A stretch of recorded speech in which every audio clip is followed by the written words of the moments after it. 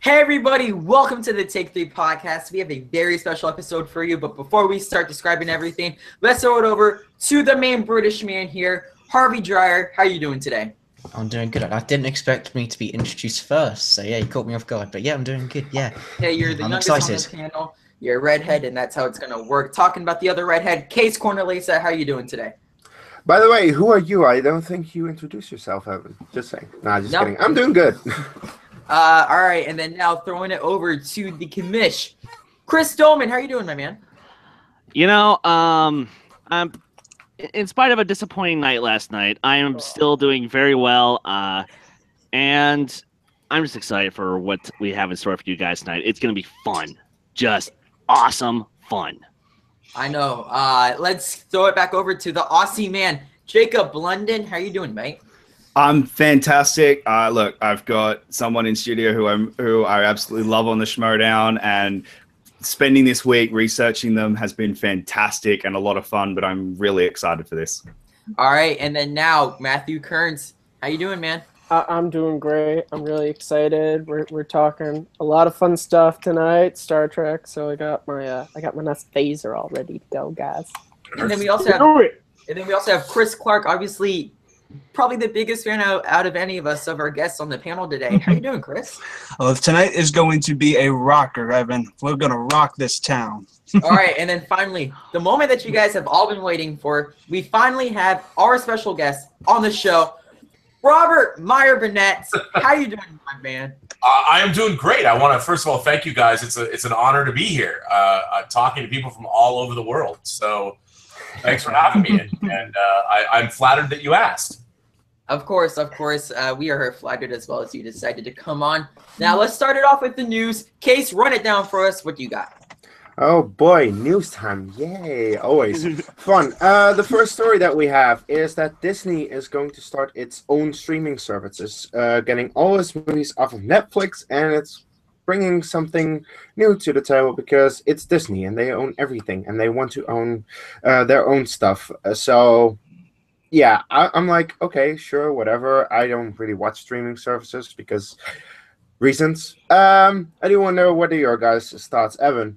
Look, Disney running streaming services, they have such a plethora of movies. It practically makes sense at this point. They have all their animated films, so their live action films, through the Marvel films, to their Disney films, and to their live action films, to Star Wars, to Lucasfilm, to Marvel. They have so much in their plethora of everything. It almost like it makes too much sense for them to start a streaming service.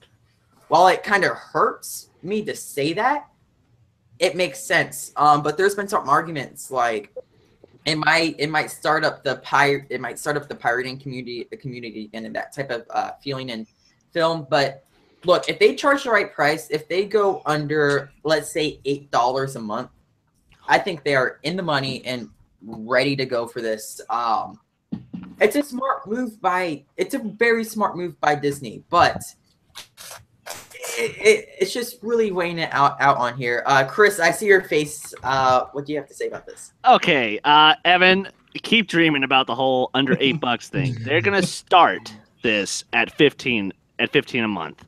I can guarantee you that, because but here's the thing though, it's not just gonna be their animated films and Pixar. They're probably gonna do as many of their animated shorts, the Merry Melodies and whatnot, and they're probably also going to do their live action films, your Davy Crockett's, your Black Holes, your your Sky Highs. They'll have those films in there too. In addition to that, I do believe that they will put in the Marvel, the Marvel MCU movies. They'll probably also have Star Wars in there as well. So it's just going to be a matter of, I'm presuming $15 starting going to be worth it? And because I'm a Disney nut, of course it is, but I don't know, man. It's going to be interesting in 2019.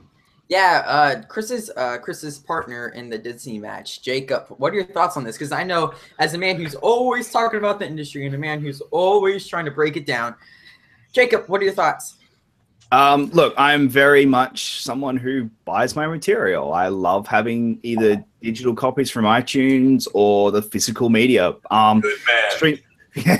Streaming services are incredible, though. They do serve a purpose for a lot of people. Like my parents, they love Netflix. Here in Australia, we have Netflix. That's pretty much all we have, and they love it. But without Disney, I don't see it's going to be a massive hit on Netflix. My biggest concern was 6 months ago, we were talking about how Netflix was going to be bought out by Disney. They were going to own Netflix, and that's now gone. So something bad has happened in that relationship, and that to me is the bigger story than Disney leaving Netflix.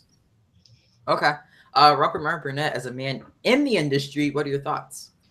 Well, you know, I think it's inevitable that Disney, that has such a deep library, would do this because, first of all, you know, Disney has been ubiquitous in terms of everyone's youth. We all start out watching Disney films. They have a gigantic library all the way back to, I mean, the first animated feature was Snow White.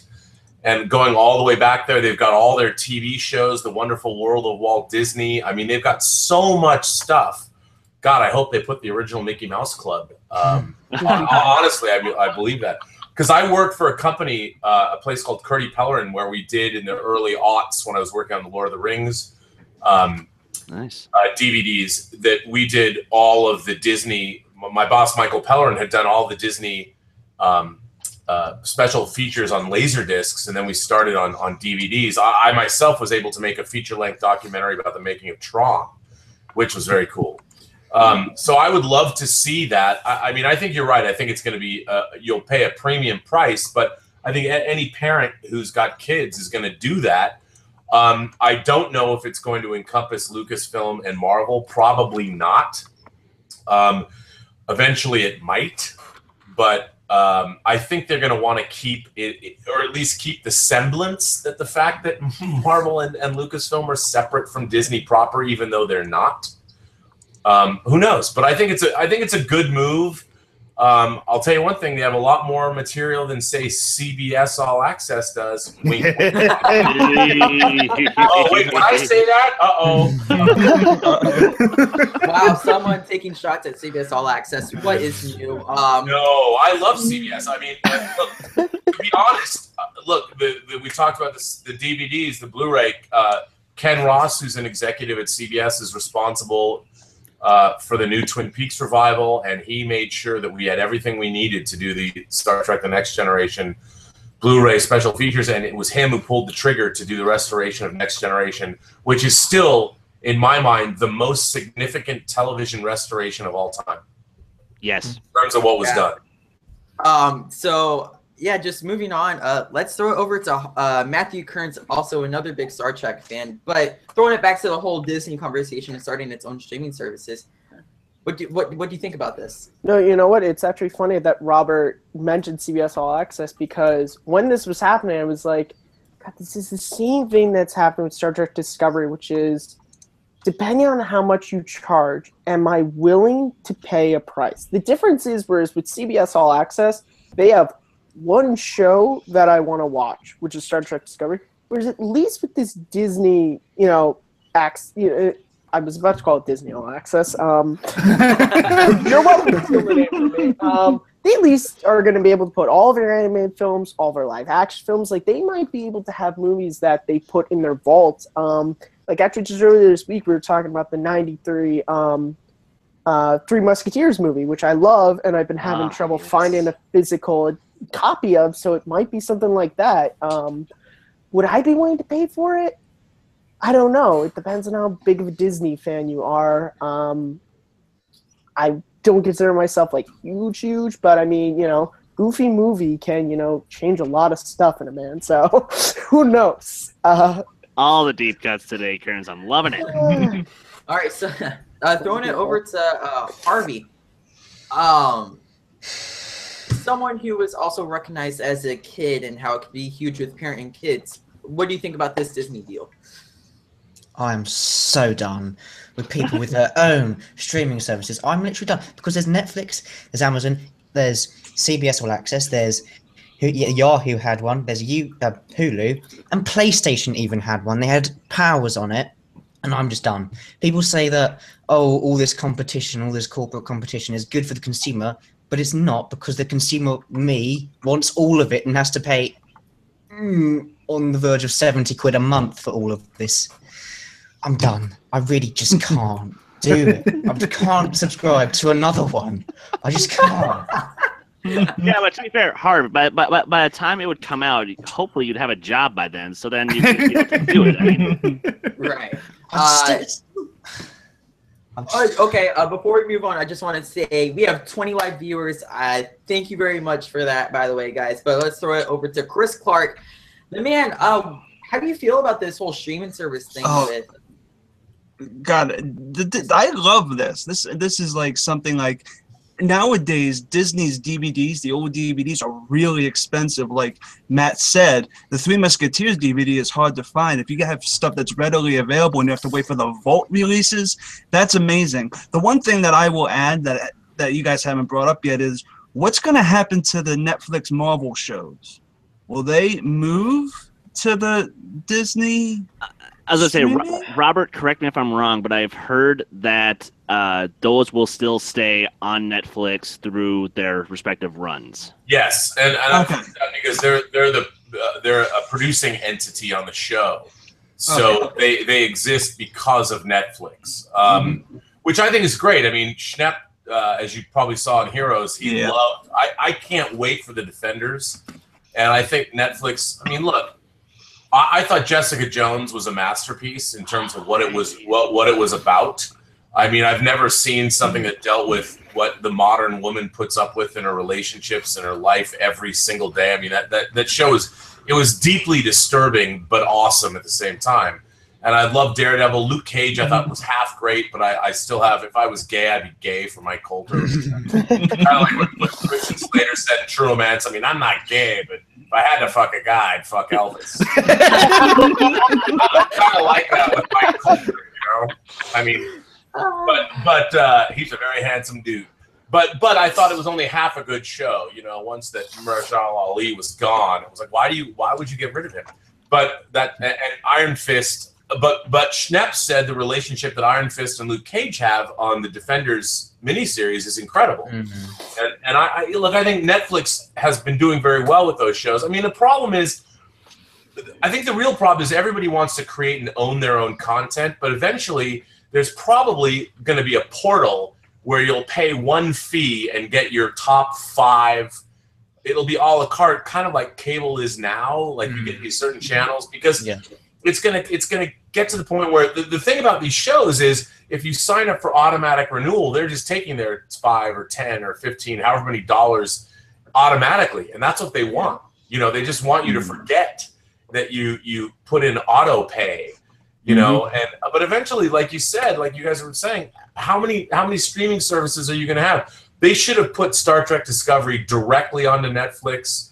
It's on Netflix in Europe. It makes no sense that you're gonna. And I agree. CBS All Access would deliver a beautiful HD signal with 7.1 surround sound that I could rely on. I'd say okay, but they don't. It's not a great platform.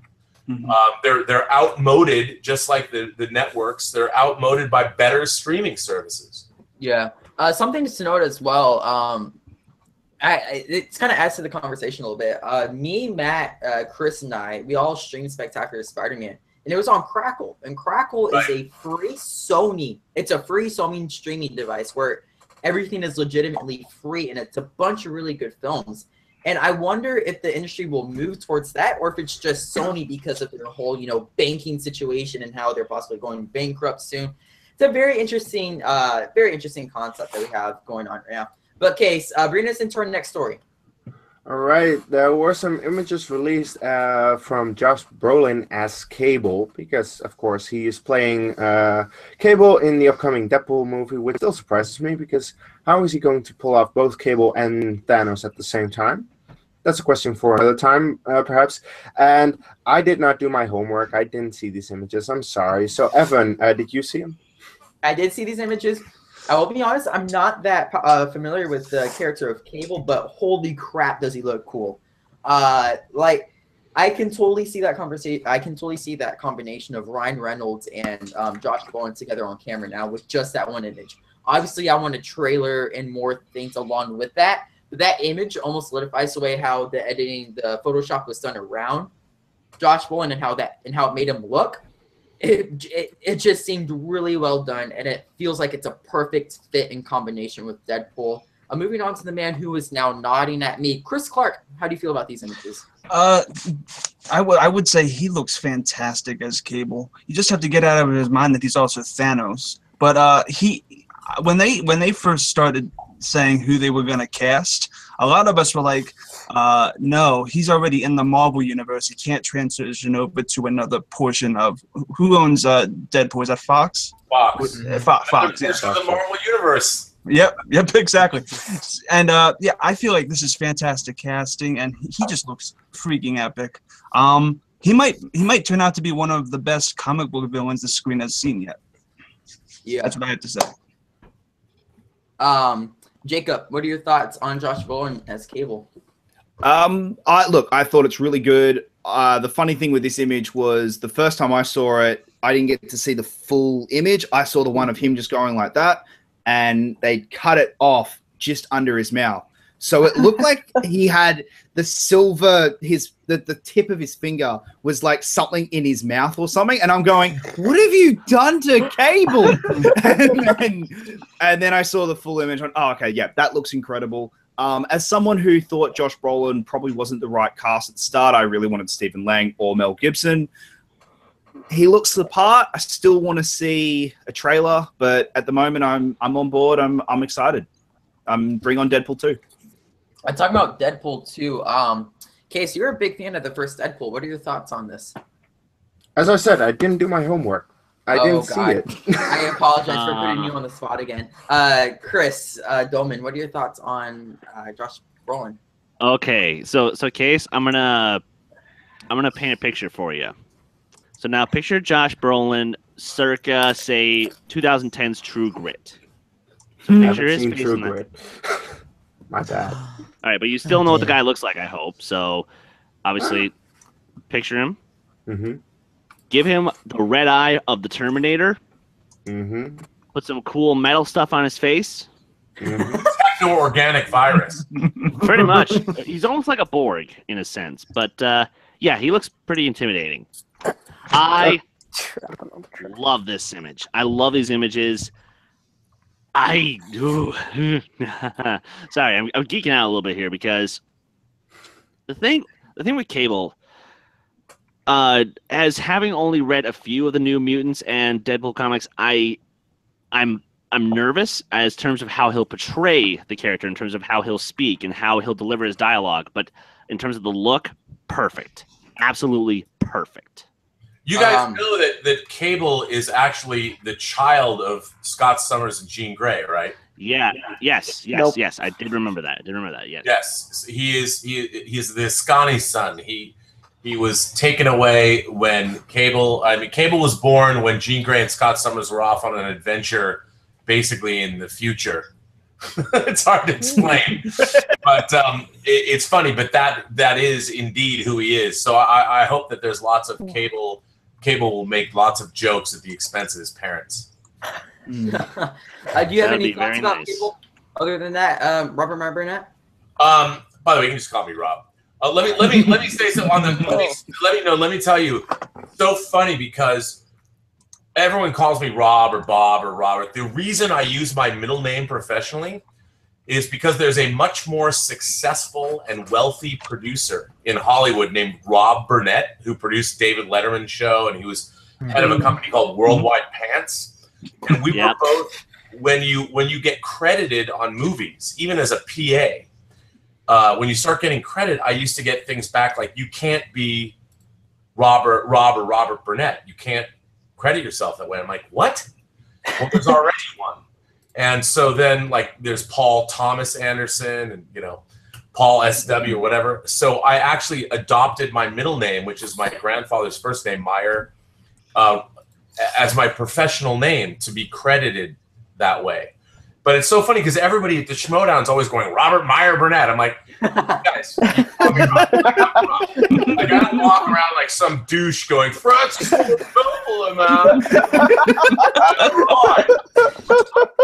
So it's just Rob, dude. It's Rob. No, but yeah, because a lot of people are like, what am I, a douchebag? Lots of people have.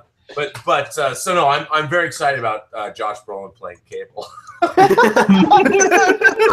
think it looks badass. I mean, No Country for Old Men. I think it's great, and it is. He played Jonah Hex, so he's been in the DC universe, and now he's been in the Marvel universe twice. Can you imagine, like, what was the conversation between Fox and Disney when they cast Josh Brolin as Cable? Like, did he have to like go to Bob Iger, or did he have to go to like Kevin Feige and sheepishly go, so I got this call from Fox, man. They want me to play like Cable. Can I do that? Can you imagine how that conversation? You're already Thanos. I mean, I would love to know. I think SNL should do that sketch.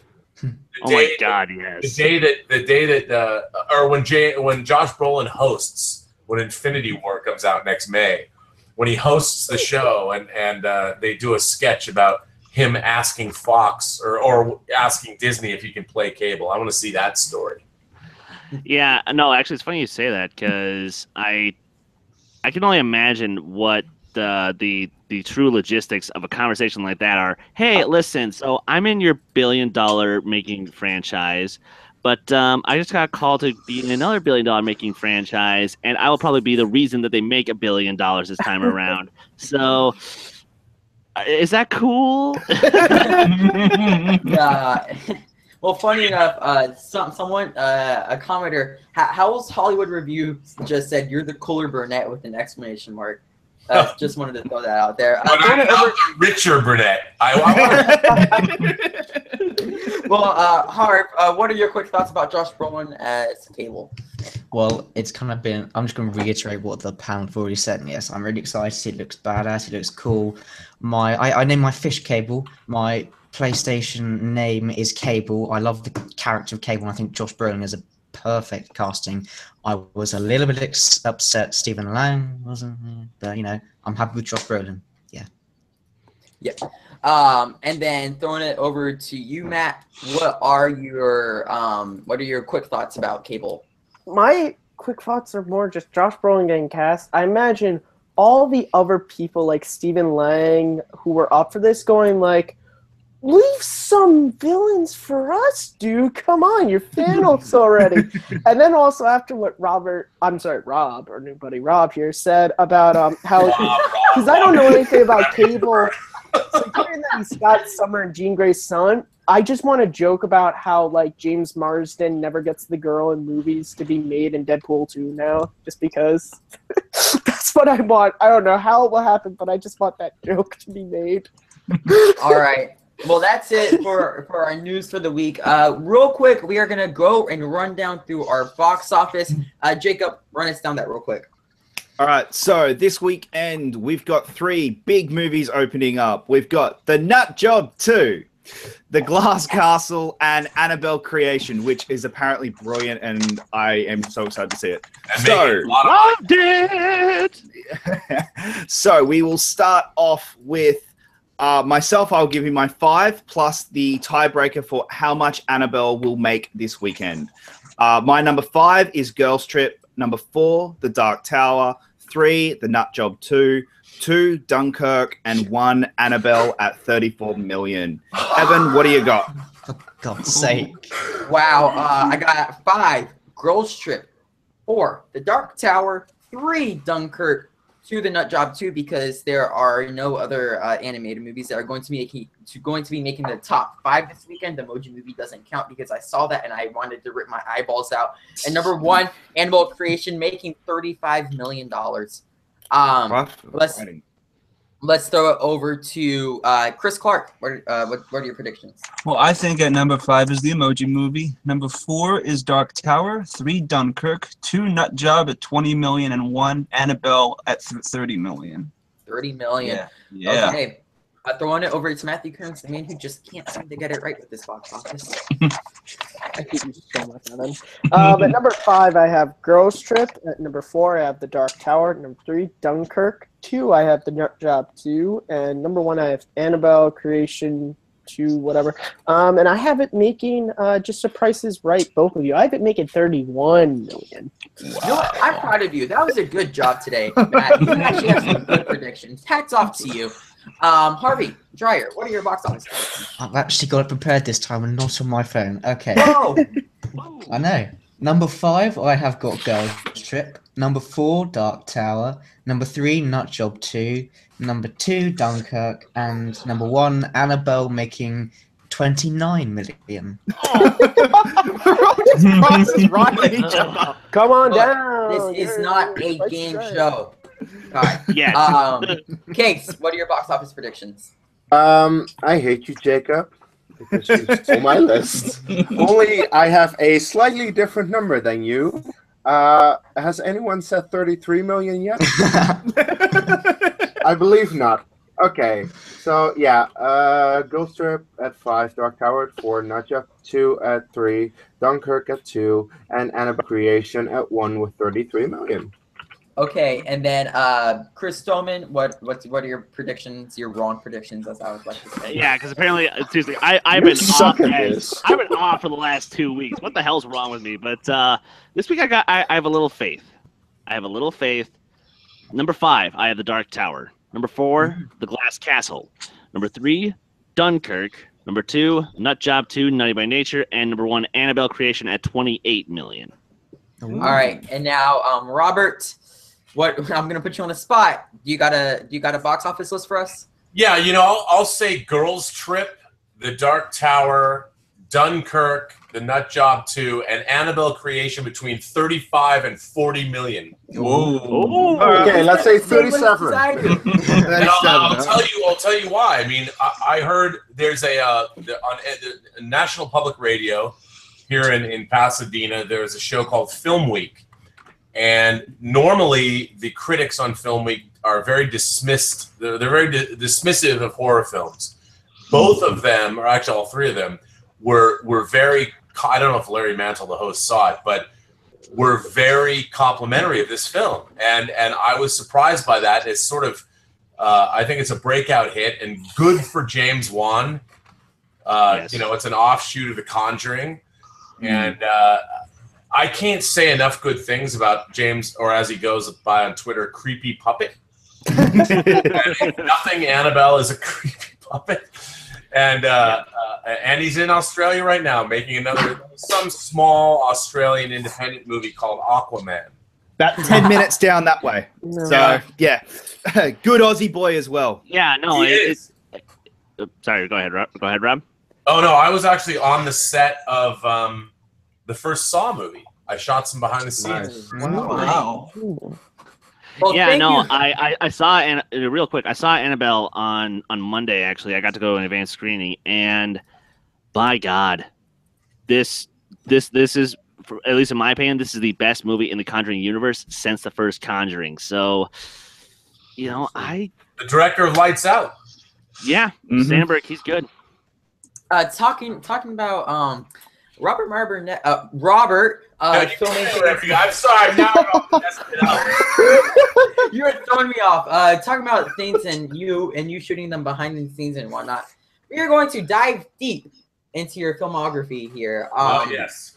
And I'm gonna get the conversation started because when I did some research and I looked through, you arguably did the special features for one of the most revolutionary comic book movies to come out, the first Sam Raimi Spider-Man. But that was we only did. Yes, I did do that. We did a trivia track on that. Really? I didn't do, which was fun. I loved doing that piece. It was an awesome piece to do. No, I'm sorry, I cut you off. No, you're good. I did. Were you on set? Were you on set at all for that? What's that? Were you on set at all for it? I was not. I was not on set for Squad. I was on because that was something that we did after the fact. They wanted a trivia track for that, so we did that. But it was fun. You know, I work with a guy named Jason Hillhouse and his wife Karen. Karen, we all worked together. Jason Hillhouse went on to work at New Wave Entertainment, and Jason and I did that trivia track, and he went on, man, he did a lot of great special features for a lot of the DC films. What's really cool about working, the special features industry is very small, and you know, you kind of know everybody. And I've been lucky to be a part of a great group of people, like my good friend Charlie de Lazarica, who's always a source of inspiration with the work he did on Alien and Prometheus. I mean, even if you don't like Prometheus, watch his documentary. His favorite movie in the world was Blade Runner, and he was able to do that incredible box set. Now he's working on Valerian and the new Twin Peaks. And you know, there's great people that have worked, and unfortunately the special features industry is sort of dying on the vine. Yeah. And there's no space for tourists such as myself. You know, we don't get our budgets. We don't get money to go live in foreign countries like New Zealand or Australia for a year at a time. I mean, I would love to do more, but you know, I honestly think that, I hate to say this as a movie fanatic, but I think that special features they captured a period of time. Now everyone thinks they know how movies are made because we had great special features for 15 years. And I think the studios, there was no monetary, they realized the DVD realm made people think that, especially studios, think, oh, DVDs are the most successful home entertainment medium ever. And part of that is because the entertainment value you get through the special features as well as the movie. And then they realized, and I found this out on Superman Returns, Superman Returns, the single vanilla disc only, with the movie only disc, they would call it a vanilla disc, outsold my beautiful special edition. Oh my Shame. God. 8-2. Oh, wow. So on DVD, the people that bought Superman Returns, only 20% of them bought my disc with a 3-hour documentary on it. And that pretty much says it all. I mean, most people, I hate to say it, we are all, I can tell all of you guys are all diehard film nerds, such as myself, but unfortunately, most people aren't. Yeah. I think it's the end of an era, which is, I mean, you're always going to have, like, the Star Wars movies will have special features, but even if you look at Rogue One, what an interesting story that could have been behind the scenes, but Disney doesn't want to tell that story. Or, boy, what I would have given to have been the DVD producer of Justice League. Oh, Yeah. Or Han Solo, even. Or Han Solo. Yeah. But you know what? The studios they want to shy away from those stories, and those stories are really interesting. I mean, there's no. Everyone knows that. Look, I thought that they hired the wrong directors for Han Solo.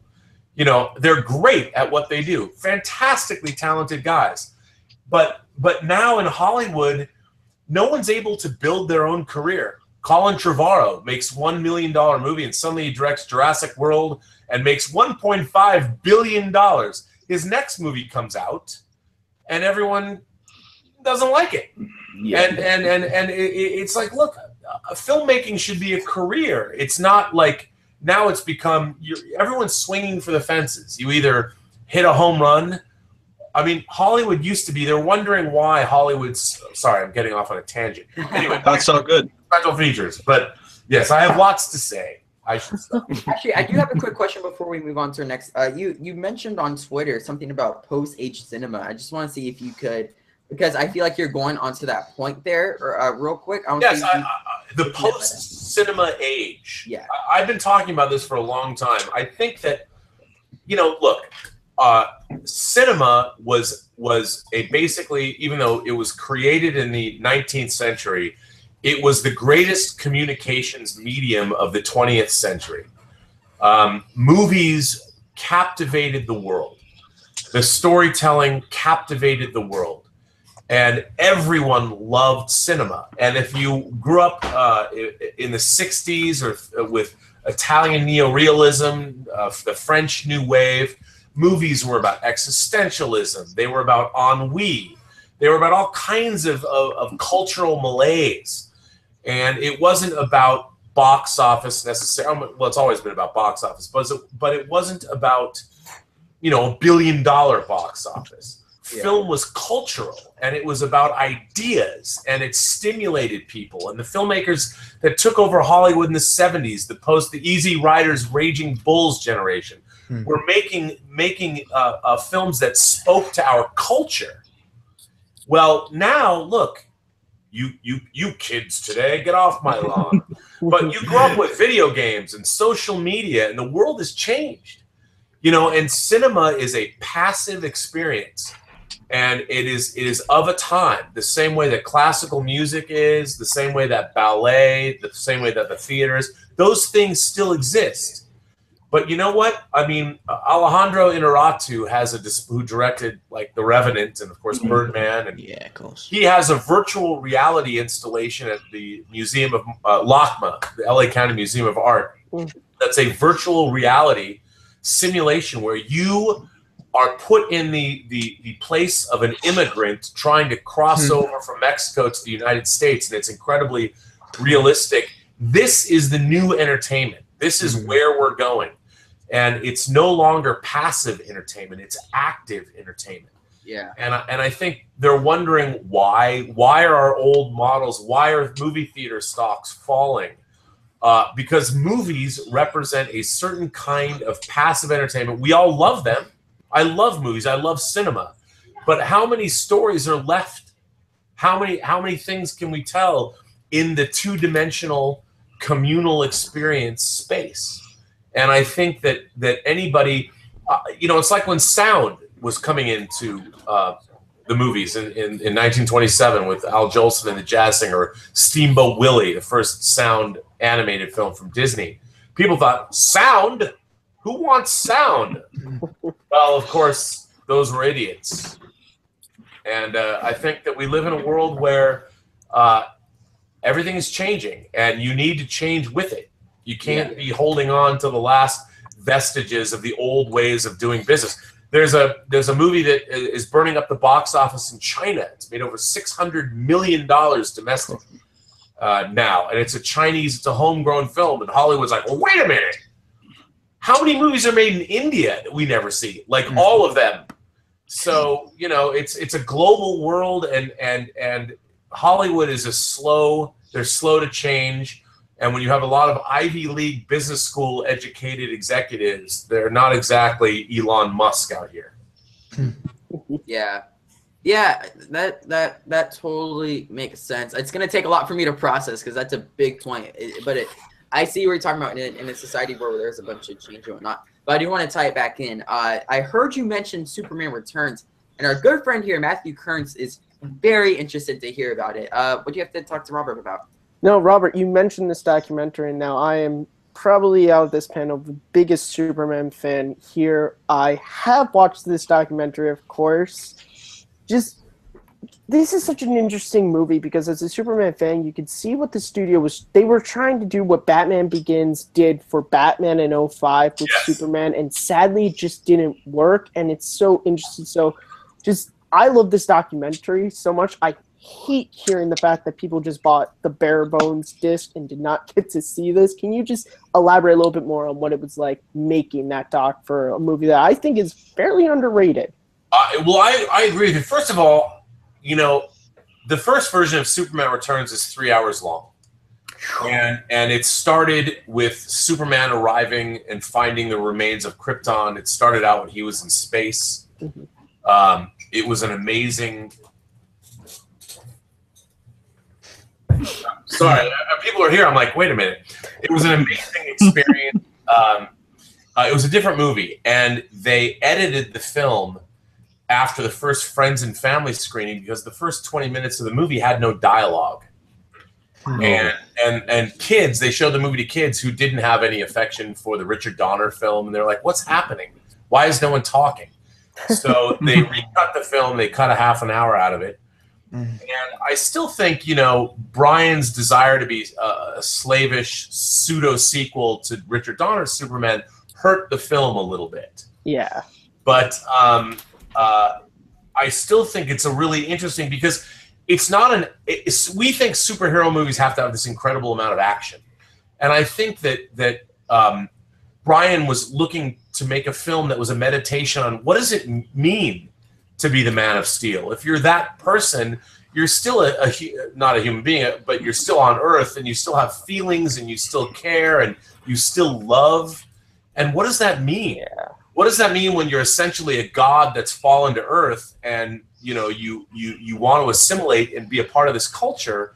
What happens to you when you're not a part of that culture? And what happens to you when you desire the life of a normal man when you are in fact Superman? And I think the people that like Superman Returns find that aspect of it very appealing, and that's why they like the film. But it certainly wasn't the Superman movie people wanted at the time. However, it was very well reviewed. It was, yeah. I mean, Sorry, I just have to agree with you, because one of my favorite Superman scenes is the moment when he's with Lois and he just goes, "What do you hear?" And she goes, "Nothing." He goes, "I hear everything." Like, just in that instant, you go, God, imagine what this guy's life has been like. That he never has had like a quiet second. I have such a passion for it, but I agree with you. You've nailed it exactly, and that's why the film has a very fervent, ardent fan base, because they key in on that. And there's a lot of people that talk about, oh, he's a super stalker.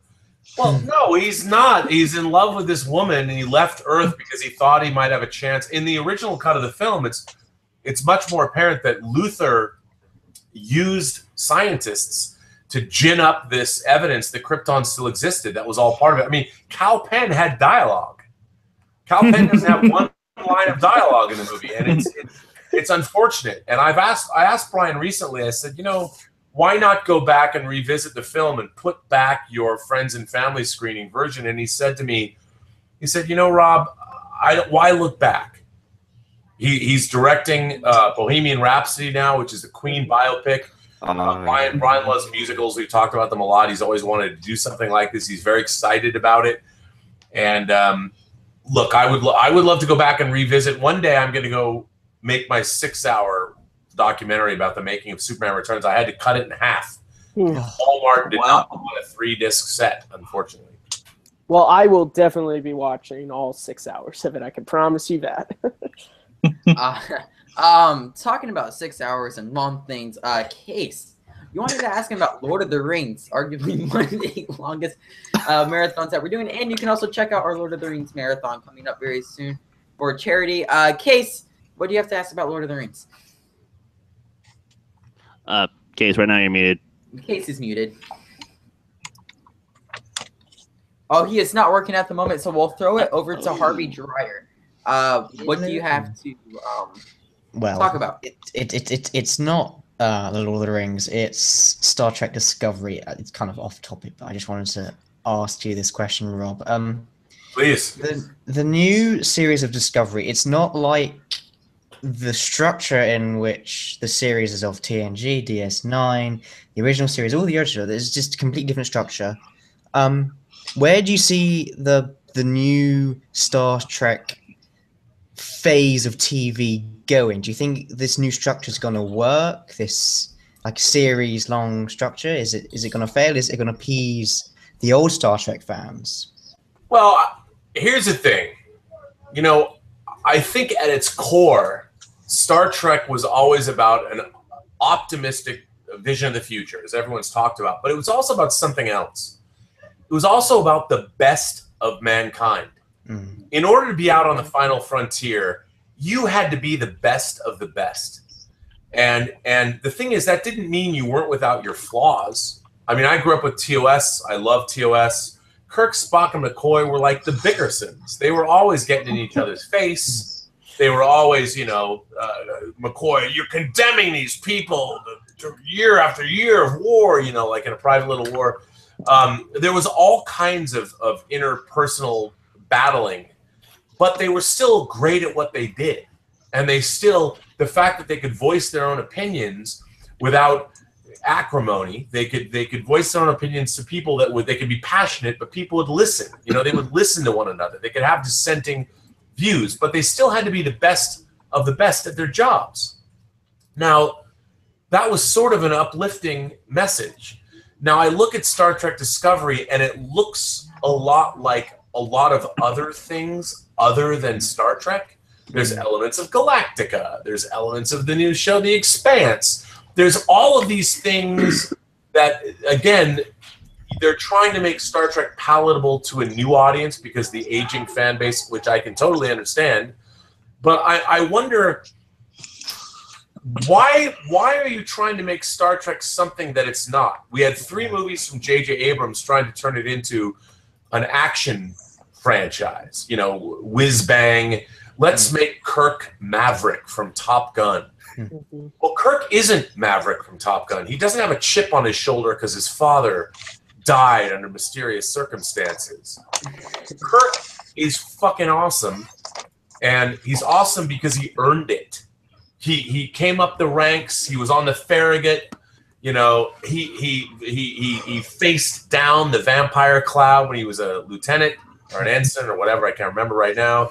And he worked his way up the ranks. He didn't get assigned the flagship captaincy of the Enterprise after one mission where, oh, wait, Vulcan was destroyed, but, oh, you saved the Earth. So you're a third-year cadet on academic probation. Take command of the Enterprise. You're on motorcycle. You're fucking cool, dude. Awesome.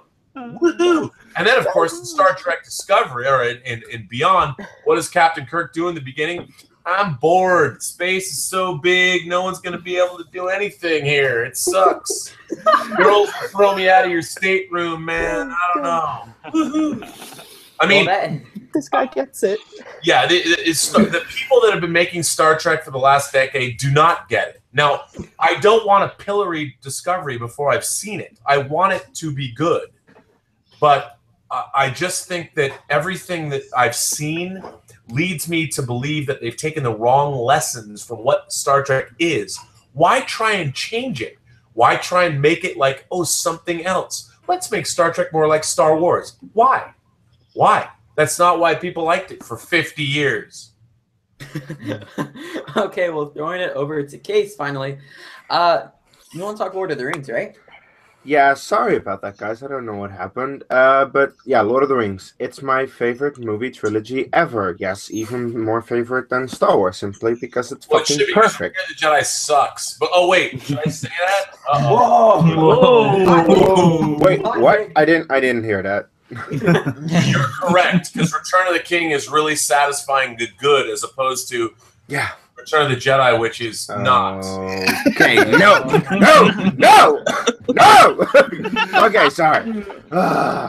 Sorry, I just love Return of the Jedi way too much than any human possibly should. Anyway, but Lord of the Rings, that's the topic we're talking about, because you did the special features on Lord of the Rings. I heard, I saw, I read. Well, here's the thing. I was part of a huge team of actually there's about 30 of us. I worked for a company called Curdy Pellerin. I worked for Michael Pellerin, who did both the special features on Lord of the Rings and The Hobbit. He was the producer. But I did get to go to New Zealand for months at a time and hang out and interview people. And one of the great memories of my entire life was interviewing Christopher Lee for Fellowship of the Ring. It was. I'll tell you a funny. So okay, here's a funny story. Nobody wanted to interview Christopher Lee. Like everybody was scared. I'm like, they came to me. Michael's like, will you go to London and interview Christopher Lee? I'm like, yeah, I will. So this was right before Attack of the Clones opened. And so I go to the Dorchester Hotel, which is a very ritzy hotel that's now owned by some sheikh from Saudi Arabia, some rich Middle Eastern sheikh, whatever. So it's a very nice hotel, and we get a suite. We set up everything there, and I have this incredible interview with Christopher Lee. It was 5 hours long. Wow. But in the middle of the interview, somehow Christopher Lee says, you know, I'm in the new Star Wars movie. I said, yes, Mr. Lee, I know. And he says, you know, my great friend Peter Cushing, that I was in many movies with, he was in the first Star Wars movie. And I called him after I saw that film, and I said, Peter, You were just horrible to that princess. Treated her just awful. And I didn't like it. I didn't like it. And by the way, what is a grand moth? Anyway. And I was doing I'm laughing. And then I said to him, I go, well, okay, Mr. Lee, I know Christopher, I know, Grand Moff Tark and Peter Cushing has passed away. But if he were alive and he saw Attack of the Clones and he called you on the phone, what do you think that Peter Cushing would say to you? And he stopped, Christopher Lee stopped, and he kind of thought about it, and he put his finger on his chin and looked up, and he looked right back at me, and he said, well, I suppose he'd want to know what a Dooku was now, would he? And that was Christopher Lee in a nutshell. I mean, a 5-hour interview. It was amazing. He was an incredible man, and we were very fortunate enough to speak with him. Awesome. So some of the opportunities that get to rise up, whenever you start working in something like this, it's just incredible. And it's great hearing stories from someone like you, because from what I've seen you on Heroes, obviously you're a really good dude, and it really shows on here and also on Heroes. Thank you. The type of person you are. But Doman, what do you have to bring to the table? So now Robert, one of my many aspirations in life, because I'm kind of a jack of all trades, really. I'm a musician, actor, songwriter, and then also I do all my stuff here on Take 3. But a dream of mine I've always wanted to do is actually finish either a fan film or a fan series. And something that I have been just waiting to see, but has been delayed sadly time and time again, is actually your unreleased film, Star Trek Axanar, which I have a 2-part question. Please. Part 1, what was the experience like on the film itself? And 2, let's say I finally get to make my dream project, which is an adaptation of the Star Wars game Knights of the Old Republic. Let's say I were to come across some legal troubles with that. What advice would you give to either myself or any other young fan filmmakers? Wow. That's a here's the thing.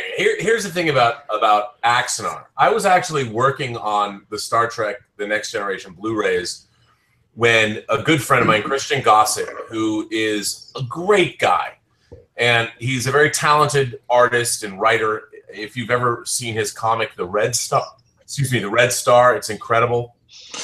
And he had asked me to get involved in this movie he was doing with this guy, Alec Peters, that I didn't really know. And they were going to make this Star Trek fan film called Prelude to Axanar that was going to be a proof of concept for the feature film they wanted to make, Axanar, that Alec had come up with this idea of a character from a 3rd season episode called Whom Gods Destroy, that was Kirk's hero, and why was he Kirk's hero, and what was the Battle of Axanar, and it sounded really interesting. And then I read the short film script, and I thought it was really clever the way they used. They were making a documentary, and for my DVD work, I'm like, oh, I totally get this. And they asked me to edit the film, and they wanted to raise $10,000 via crowdfunding, and in April of 2014, they launched a Kickstarter. They raised $100,000. In May, they shot the live action material for 2 days, and then it was given to me, and we started the editorial process. And then in July of 2014, we debuted the film Prelude to Axanar at the San Diego Comic-Con to a packed house, and it went great.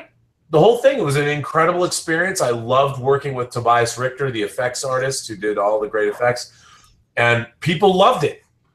And I thought, great, mission accomplished. We did this really cool look. The whole point of doing it 20 years before the original series started was it was an area that was unexplored, relatively unexplored by the Star Trek shows. And we didn't think anyone would ever go back and revisit that. The documentary took place in 2255, 10 years after the actual Battle of Axanar, which coincidentally, 2255 is also the year Star Trek Discovery takes place. Yes. Yes. Figure. Wow, I don't know about that.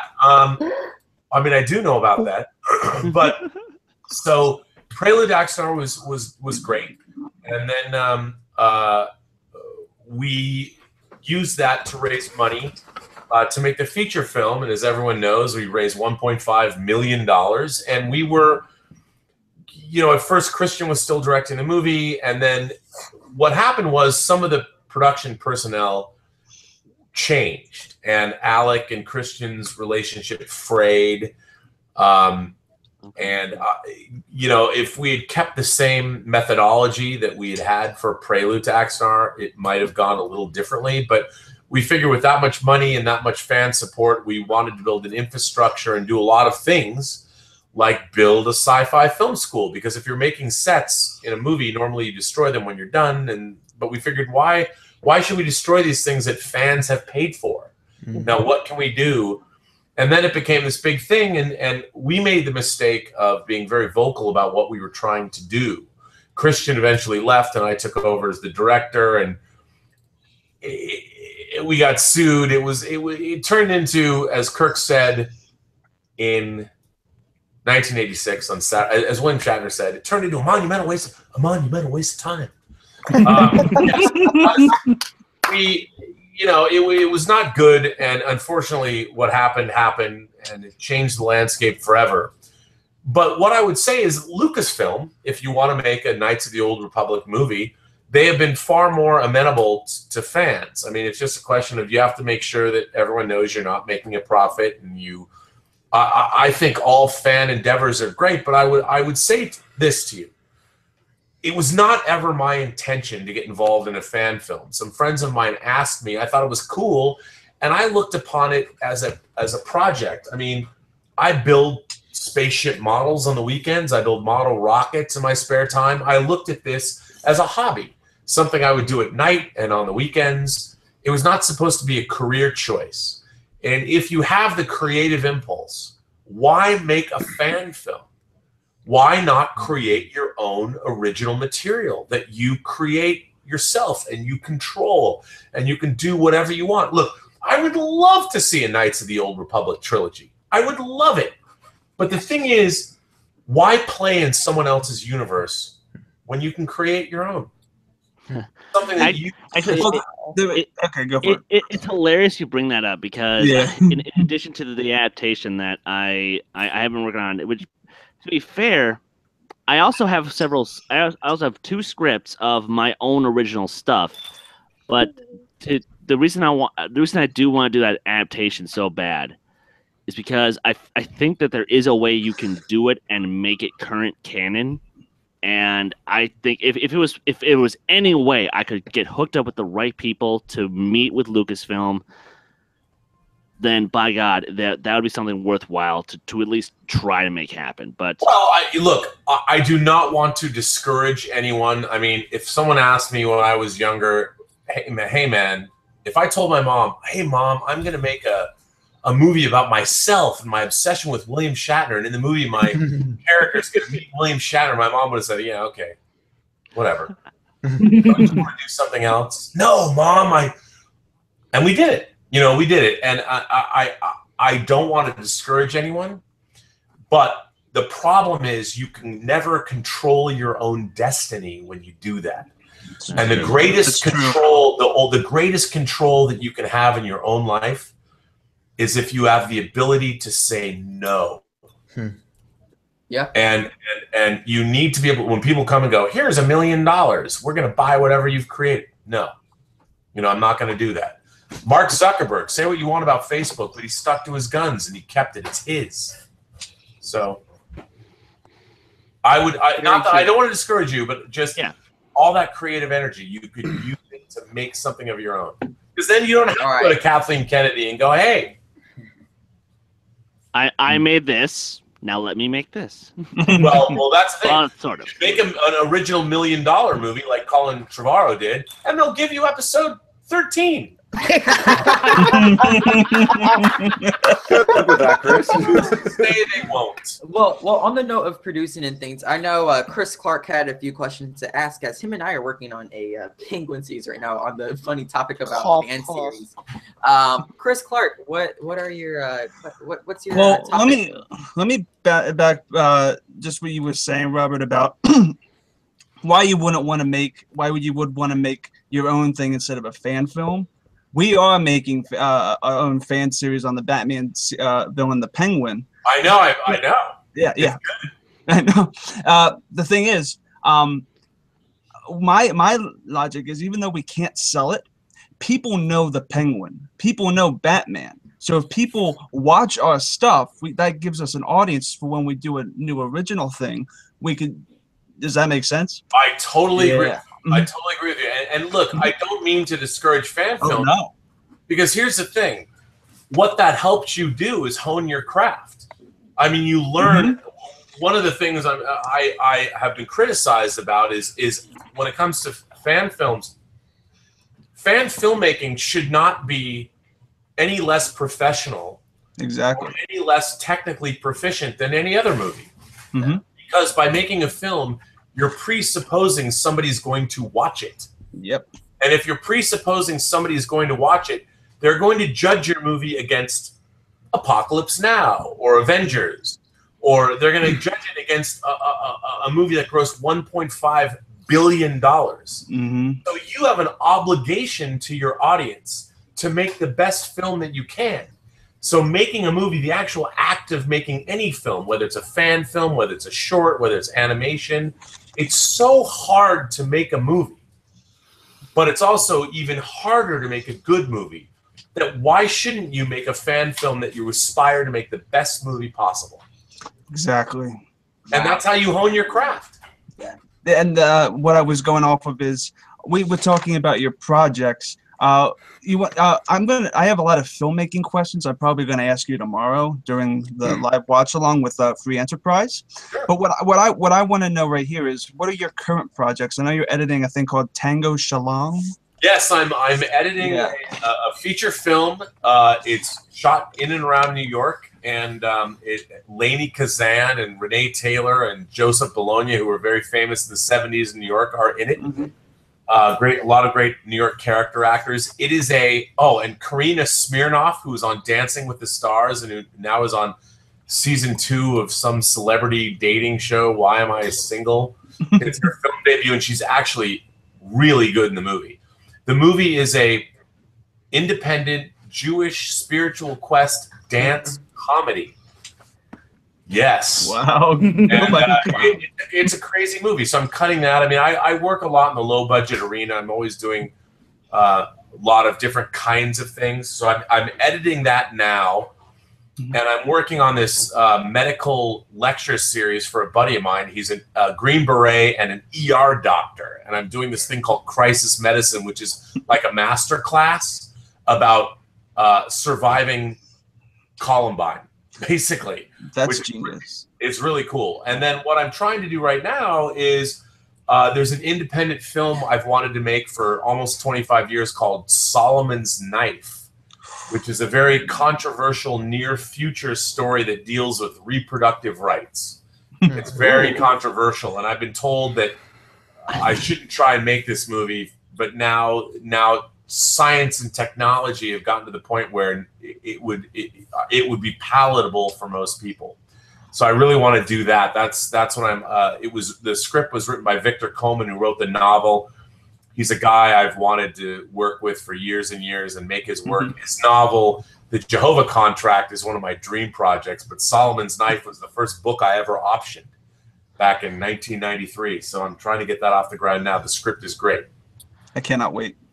I think I've heard you mention something about this in a previous interview between working on this idea and your eventual follow-up to Free Enterprise, which for any of you who have heard him talk about a potential Free Enterprise 2, the ideas that Shatner had, oh dear God. You know, we were 2 days away from principal photography. Wow. And funding up. And we lost our $6 million budget, and it was in 2010. It was one of the most painful experiences of my life, to be honest. I still haven't directed a feature since Free Enterprise for various reasons. I mean, I produced movies, the Agent Cody Banks films, and The Hills Run Red, and Yeah. I'm the only single card credited producer in the main titles of Agent Cody Banks, and that's a story. I could write a book about that. Please do. I love Please. those movies. The second one, though, dude, come on. No one. Nostalgia. But yes, we were 2 days away from principal photography on Free Enterprise: The Wrath of Shatner, and we lost the funding, and I had to call William Shatner and tell him we weren't making the movie. And it was like calling my dad and telling him I got all F's on my report card. That's bad. It was painful. It was painful. And Mark Altman and I came up with the script, which I still to this day love. I think we should still look, man. If Will and Grace is coming back, $6 million to make Free Enterprise: The Wrath of Shatner. Because he's still going strong at 86, and the script is awesome. So I'll tell you, here's what happened. Like I worked on the Star Trek V DVD for a while in the mid-aughts. And, I'd asked Shatner, I said, Bill, you've kind of, with Denny Crane, you've kind of become the character of Bill from Free Enterprise. So, like, where do you see us taking the movie if we made a sequel? What do you think the character of Bill should be? Shatner thought about it. Swear to God. He turns and looks at me and goes, well, Rob, I think I should perhaps become a rabbi. What if I became go figure that out. So literally Mark Altman and I told him this, and we'd spent years trying to write this script and come up with an idea. And Mark had he's a father of two, and his youngest Isaac was born. I think Isaac was like 10 months old. And we would go to this Mexican restaurant and have lunch with Isaac, and we're both sitting there and we're thinking, like, if the character of Bill Shatner was a rabbi, how would that fuel the plot of a movie? And we both at the same time came up with the idea that what does a rabbi do? He has to do a great mitzvah. He has to heal the world. But if you're William Shatner, you can't just, like, go help your local community. You need to heal the fucking world, whole planet Earth. So we came up with this idea: what would the rabbinical William Shatner do? And he would have to solve the two-state solution in Israel. He would have to go to Israel and solve the Palestinian-Israeli conflict and bring peace to that area of the world. So it became a Dr. Strangelove-esque road movie. And it kind of wrote itself after that. Oh my God. Well, the script, look, I love the script, and Shatner loved the script. And it sucks that we don't live in a world where you can get Free Enterprise on Netflix. Free Enterprise 2, The Wrath of Shatner. You can get the truncated Free Enterprise original in 4x3 on Amazon. Why, I don't know. But well, that is something that we can further discuss tomorrow. But on a very happy and this will be a very stressful note, we are about to start our Star Trek. Oh, no. Our Star Trek tournament, as we know that you here we are go. a very big Star Trek fan. So here's how this is going to work. We are a bit tight on timing. So whenever I give you the two options for the movies, you have 2 lines to say why you picked that option. okay. That's Good it, call. and we move Okay. on. All right. 2 lines. So this is our first one, starting for the 9th and 10th spot. Whichever one wins gets the 9th spot. The first one we have is The Search for Spock versus The Final Frontier. We're gonna start with Chris Clark. What's your vote? Well, The Final Frontier, I feel like that William Shatner's directorial debut is a little underrated. I like that movie a lot. Search for Spock, I don't remember much about. I haven't seen it in a couple of years, but I would have to go with Final Frontier because I've seen that more. There we go. Okay. 1 vote for Final Frontier. We are going to Jacob London. Good What's your man. vote? Yeah. What's your vote, Jacob? I do agree that Final Frontier is a little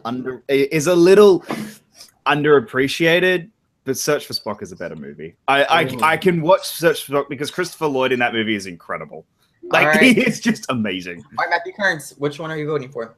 Search for Spock, because it has one of my favorite Captain Kirk moments, which is after he hears David's passed on. Just the way Shatner plays it is just perfect. Harvey Dreyer, can you vote? Yes, I can, and I'm sorry, I can't go Final Frontier. I'm gonna have to go Search for Spock because Oh man. Wow. Final Frontier. I just can't understand how someone actually likes Final Frontier. I just can't. What? It's amazing. No. I Wow. really can't. Chris Doman with that shocked reaction. Which one are you going for? Okay, oddly enough, I am going Final Frontier Yes. because Wow. You guys are the best. there are three Oh of my the best God. character moments in any Star Trek film in that movie. And I'm sorry, it's just okay. Granted, Search for Spock is a better film, no doubt, but Final Frontier has some of the better moments. All right, because I want to keep the tension. Robert, which film are you going for? Okay, you know, even though the mighty Shatner directed Final Frontier and it's a deeply flawed movie, Star Trek 3, as cheap as I think it looks, aside from ILM's effects, and as many problems as I have with it, it has one of my favorite moments in all of Star Trek in it. And that's as the Enterprise is burning through the skies of the Yes, planet. yes, Kirk yes, looks up yes. at the burning Enterprise and he says, my God, Bones, what have I done? And McCoy says, what you had to do, what you always do, turn death into a fighting chance for life. That Goosebumps. moment is one of the great Star Trekian moments from the films. And as much as I have problems with Star Trek 3, that moment alone gets me every time. So I've got to go with Star Trek 3. I am not a Star Trekkie. Is Star Trek 3 Final Frontier or The Search for Spock? This is why I'm moderating this. Search for Spock, man. Come on. Thank you. I have to be honest. If I'm not honest, then I'm lying, man. Kees, what was your vote? It's pretty easy. The Final Frontier sucks, and Star Trek 3, The Search for Spock, that's a good movie. That's a movie I actually enjoy. And Robert already said my point. Like, it has a great moment in all of Star Trek, and that's why, Search for Spock wins easily. And Mark Leonard and Kirk's moment together is when Sarek mind melds with Kirk is fantastic. Awesome. All right, so we move on to the next one as Final Frontier takes the L loss. I feel like this one's going to be a clean sweep just from prior knowledge. We have Wrath of Khan versus Generations. Is there anyone? I'm gonna vote for Generations. What? Yeah. Wow. God. I do. All right. Look. Wrath of Khan, everybody's going to vote for it. So I want to just at least give Generations its due. Look, Generations, it had the data chip thing with Data. Although you only see the Kurt and Picard thing like towards the last 30 minutes of the movie. It's a solid movie. I'm trying to defend this piece of garbage. Look. Have you guys ever seen Red Letter Media, Mr. Plinkett review Generations? Yes. The greatest my God. ever. It was my first Plinkett review I ever saw, and it broke my cherry in a big way. Generations, everything you know is right there. But my vote is going towards Generations, Evan. All right, anyone else voting for Generations before I can just check off Wrath of Khan? No. That's what I thought. We'll move on to the next one. I think I know which way Robert is voting for this one. We have Star Trek 09 versus The Voyage Home. Robert, take this away. Why is The Voyage Home better than 09? Was there a movie? Was there a Star Trek movie made in 2009? I don't remember. I mean, I remember some douchebag driving an antique car off a cliff, listening to a 300-year-old. Can you imagine? Imagine you guys right now. Imagine if you listened to a 300-year-old piece of pop music.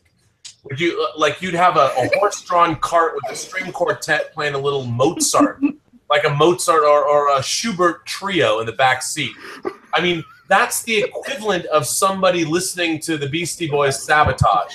That film is the dumbest, most ill-conceived, ridiculously scripted movie ever made. The first 10 minutes, but that film is so monumentally. Here's apparently no one on Romulus ever made a time travel movie like Back to the Future, because the villain in that movie figures out, hey man, I'm angry because a star went nova and destroyed my homeworld. But oh wait, I've gone back in time 100 years before my planet's gone up. I'm back to the future. I'm back in the past, and I could fly in this ridiculous ship I'm in.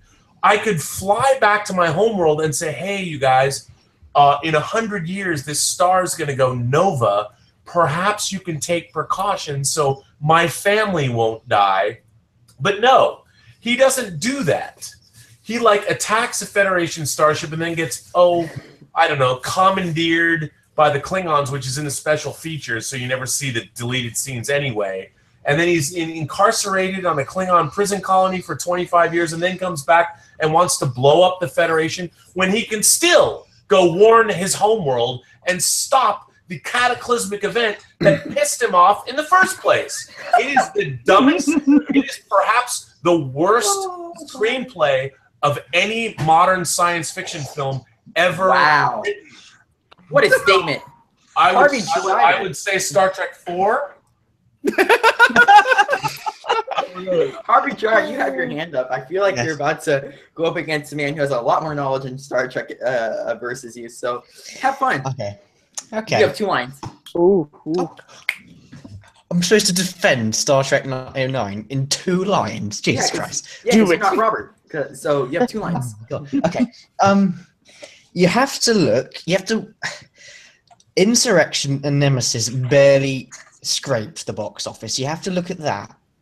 What you have to do from then on, you have to rebrand Star Trek. I mean, Archer, Enterprise. Star Trek movie. Well, no, we won't make any money. No, and that's what Hollywood's for. Movies will make money. Star Trek never.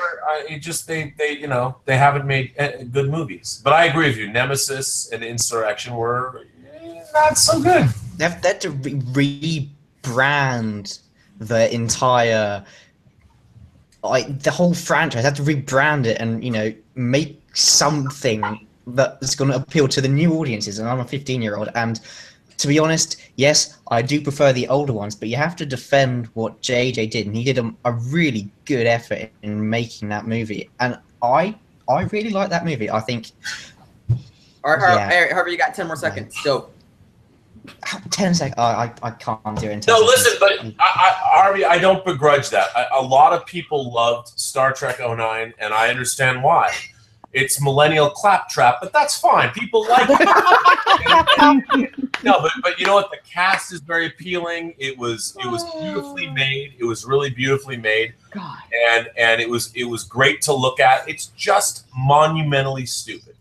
Have you ever had a conversation with Scott Mantz about this? All right. Well, all right. We'll talk about monumentally stupid. Chris Doman, what is your vote here? You have 2 lines. Okay.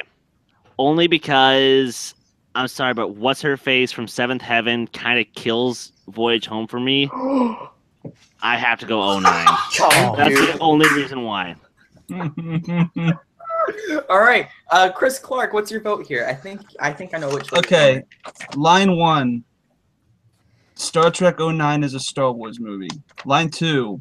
Time travel, whales, great message, great cast, great character interaction.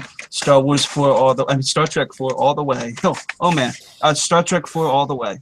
All right, well you got 4 lines there. Come on, we got to shrinking this down, guys. Jacob London. In Star Trek 4, the people actually knew how to use time travel to fix their predicament. Yeah. In Star Trek 09, those dumbass idiots had no idea how to help themselves when they went back in time. They were perhaps the dumbest individuals who ever traveled through time in any movie ever.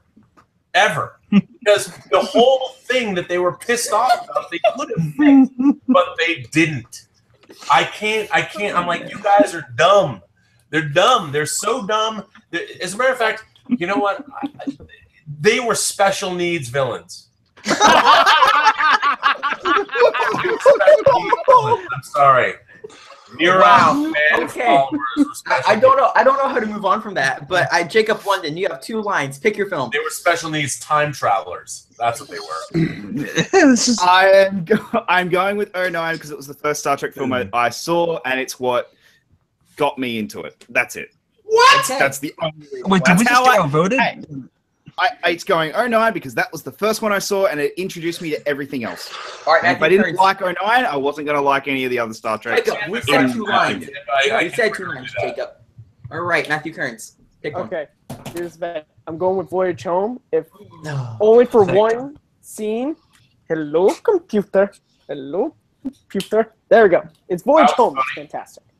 All right, Case. You're the deciding vote. No stress, Come no on. pressure. Come on. And you already know that I'm gonna vote '09 because it introduced me to Star Trek, and I am not the biggest fan of the Voyage Home because I, first of all, don't think it's funny. Second of all, hate the space whales. Yeah, that's it. '09 wins. They're not space Yay. whale. Okay, Space Whales are only in Star Wars Rebels, but that's a different conversation for a different time. But let's move on. We have our next battle. I kind of already know You which forgot way Robert's Fred. voting for this one as well. We have Undiscovered. Oh, I am mistaken. Did I skip Chris Doman? What's your vote? No, No, I you didn't. I voted on the last one. I said '09. I could have sworn I You could have didn't. sworn I voted for you. You Um, young people. Ugh, Right, God's sake. There's no hope for the future. right. Too much going Yep. on. Oh, well, The next excuse one, me? Robert. I know which way you're voting for this one. We have Undiscovered Country versus Beyond. Which one are you voting for? Well, you know what? Okay, I mean, I have problems with the Undiscovered Country. I don't think it's I think it was a ripped from the headlines Star Trek movie. But I also think, and I have a great big love for Justin Lin, especially his movie Tokyo Drift. I love the Fast and Furious. No. Nice. And, but I think Beyond again suffers from what all of the modern Star Trek movies. Let me just say this. I've said this many times. Star Trek never had villains. Star Trek had antagonists. And the J.J. Abrams films always made out these characters as being villainous, when really the great antagonists of classic Star Trek were always shown to be, they might be right, depending on their points of view. And I really thought Beyond had a very cardboard villain that they did not do a great job Really? they did. I mean, you have Idris Elba. You could have had one of our great actors. I love Idris Elba. I wanted Luther as a villain, you know, and what I got was another cardboard cutout. I used to be human, kind of, but then I found this, and I'm mad at Starfleet, so I'm going to go blow up their snowball globe city in space. For what reason? Like, why? I don't know. Yeah. I don't get it. All right. Next one, Chris Clark. So, what are you voting for again? Well, I'm just gonna make this quick. I grew up with Undiscovered Country. I hate Beyond. I'm going with Undiscovered Country. Pazip, pazap, pazoop. I love you. I love right. you. Yep. Thank you. Jacob, what's You your have vote? beautiful green eyes. Beyond was a small bright spot in 2016 summer, but Undiscovered Country is one of the best Star Trek movies. So Undiscovered Country. Okay. I love the Aussies, man. The Aussies. I will buy you a slab of VB for that. Please do not inflate his ego. Matthew Kearns, Coopers, actually. I like. what's your vote? I didn't even bother seeing Beyond in theaters, so I'm going with Undiscovered Country. Wow. I didn't even see it in theaters. Harvey. I think you're- can't vote. I haven't seen Undiscovered Country. Oh, you can't vote. Oh, crap. Chris Doman, vote. Well, seeing as how Undiscovered Country is my second favorite Star Trek film of all time, I have to go Undiscovered Country. 'cause- Okay, and Yeah. Case. Yeah, it's a clean sweep for Undiscovered Country because Wow. even though I saw Beyond twice in theaters and really enjoyed it, Robert already made my point. Beyond has a shitty villain, and Undiscovered Country used the Klingons in a great way as like the antagonist in a way, and that was great. And I love Undiscovered Country. All right. Well, now we have our we have our last battle. I'm gonna let Robert take this away first. I think this one might put him against the wall. We have Star Trek: The Motion Picture versus First Contact. You have about 4 lines to make your point here, Robert, and no more because we are under a time crunch here. Nothing in First Contact wasn't already done better on The Next Generation. The Next Generation did it all better. First Contact was a rehash that was not that good. And the Borg don't have a queen. That was the whole point. So you're going The Motion Picture? Yes, my favorite Star Trek movie. Wow. Wow. Chris Stoneman, where are you going? By a slight margin, I'm going First Contact. First Contact. That was the first vote for First Contact. Kees, what's your vote? First Contact is my favorite Star Trek movie because it's not as slow as a slow motion picture. So yeah, First Contact. See, it requires intellect and understanding and an attention span. All I'm saying. You got you there, Kees. Wow. Jacob London, as the grump of our group, are you going for the motion picture? No, sorry, Don't it's worry, First none of you Contact. should. None of you are. No, And I look, love you all. sorry, it's First Contact. First Contact is just fun. While Best of Both Worlds is 10,000 times better, it's still the Borg. Chris Clark, do you have a vote? The first one is kind of boring, even when I grew up watching it with my dad. But First Contact's amazing. I'm going with First Contact. Sorry. Yeah. Wow. Matthew Kearns, what's your vote? I really love motion picture. I think it's underrated, but First Contact is my second favorite next to Wrath of Khan, so I gotta just give it that. And then Harvey Dreyer? First Contact has got to be. If you don't love that score, then There you go. No, but you're right. You're right. The scene when the Phoenix blasts off. I mean, Goldsmith's score has that's one of the most iconic pieces of music in the entire Star Trek canon. So the movie's not that good. All right. God, I think this might put you guys against a bigger wall. We have Undiscovered Country versus First Contact. Robert Meyer Burnett. I did it again. Robert, what is your Look, choice? I mean, even I have to admit, as much as I love the original series, in terms of what First Contact did for an audience, I think First Contact is a better movie than The Undiscovered Country. Ooh. As much as I think it did not cover any new ground, I have to admit it was Jonathan Frakes' first time at bat for a feature. He did a great job. And there's a lot to love about First Contact. I think it's a better film than The Undiscovered Country. It had a bigger budget, and it has more scope and vision. Okay, so you're going for First Contact. Chris Clark, what's your vote? I would go First Contact as well. Better cinematography, better editing. Okay. Jacob London, what's your vote? I'm going to go Undiscovered Country because it's the last hurrah for the original cast. Ooh. Cool. Interesting point, Matthew Kearns. Love Undiscovered Country, but again, First Contact is second only to Khan to me. So. Ooh, okay. Harvey Dreyer, can you First vote? Contact. First Contact. Man, this First Contact strain here. Chris Stoneman. Undiscovered Country. Ooh. And now Kees. Undiscovered Country is not winning First Contact. Okay, there we go. First Contact is making it into the finals here. But first off, we have Star Trek. I guess a movie that Robert Meyer Burnett really likes. He really likes 09 a lot. Versus Wrath of Khan. Robert, what's your pick? Well, you know, until the filmmakers of Star Trek 09 started shamelessly ripping off Wrath of Khan, horribly so. They had no context, and it was really, they had no years of anyway, Wrath of Khan. Terrible. Okay. Yeah, I thought that was easy for you. What they did, you know, people used to use the word rape and George Lucas about their childhood, which is, because look, you know, as Jessica Jones so beautifully did, it showed how women are so victimized in our culture on many different levels. You should not make light of rape in any way, shape, or form. But I would say that, you know, Into Darkness abused Wrath of Khan. Wow. In a certain way. So I'm always going to take Wrath of Khan. Harvey Dreyer, what's your pick? Star Trek 09. Whoa! Yes. Of course. Harvey showing his age. Case, what's your film? Okay, Star Trek 09 in the lead then. I prefer 09 over Wrath of Khan. Get in. Just wait till you're middle aged, buddy. Talking about soon to be middle aged very soon. Jacob London, what's your choice? Thanks. I'm like 6 months older than you guys. Anyway, the shot of William Shatner opening the bridge during the Kobayashi. I will learn how to speak. Kobayashi. Wrath of Khan is better than anything in 09.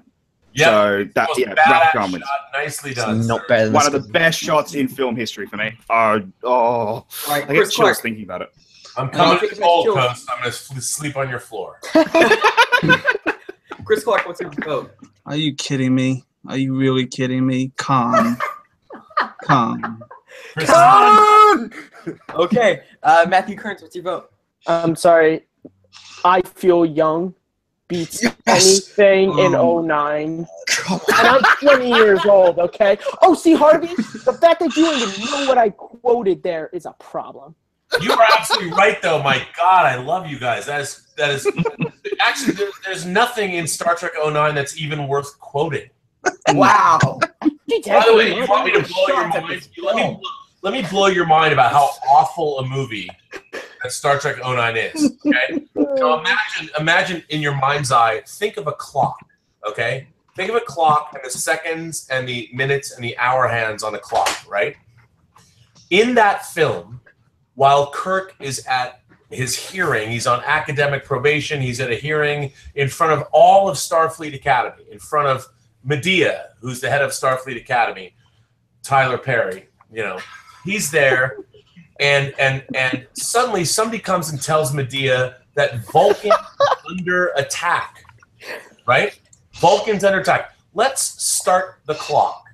These are cadets at Starfleet Academy, and they hear that Vulcan is under attack. Apparently, there's no one else in the universe that can help Vulcan. The Vulcans can't help themselves. Starfleet Academy is off. Starfleet off their quarantine system, where the fuck that is. So let's start the clock. How long do you think it takes for a hearing at Starfleet Academy where everybody gets broken up, gets sent to a shuttle bay, where somebody's got a clipboard and says, "Oh, you're on the Starship Farragut, or you're on the Starship Enterprise." Spock's lady's like, "Baby, I don't want to be on the Farragut. I'm the Enterprise." He taps her ass like, "Baby, you're on the Enterprise. It's all good." And then they fly to their ships. Now, how long is Vulcan under attack? Let's run the clock. How long does it take? These people have never been on starships ever before. And Vulcan's still under attack, and then they fly up on shuttles to their starships. They find their bunks, and then the ships leave Starfleet headquarters and then fly to Vulcan. How long does it take you to check into your college dorm room? I mean, these people are in college, and then they're sent. Oh, Vulcan's under attack. The battle doesn't last for like 27 days. It lasts for 6 minutes. All right. The movie's ridiculous. Okay, I just think you just tore 09 a new hole, as I There's so many holes in Just that like Vulcan. and everyone's Alright. been fucked. Doman, do I even need to ask what your vote is after that?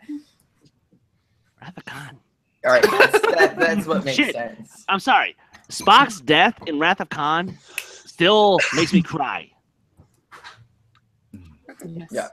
All right, moving on to our finals of the best Star Trek film of all time.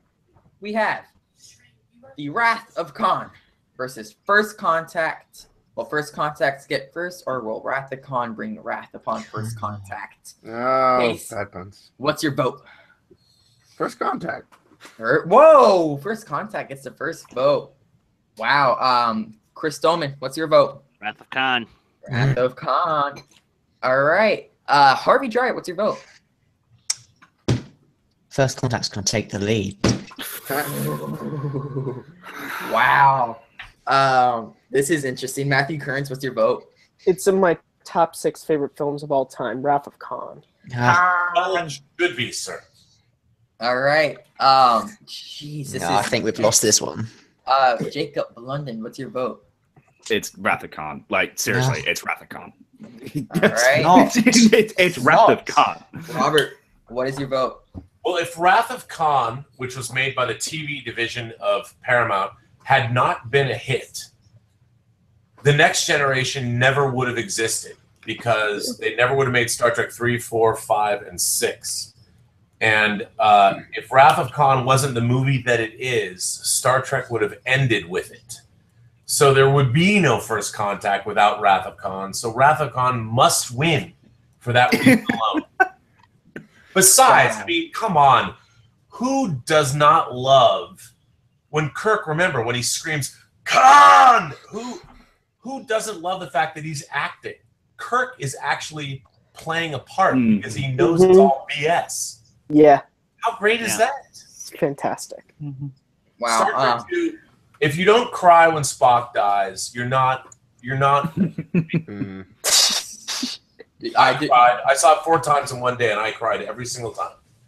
I was crying now thinking about it. Chris Clark, do I even need to ask for your vote? No, you do not, Con.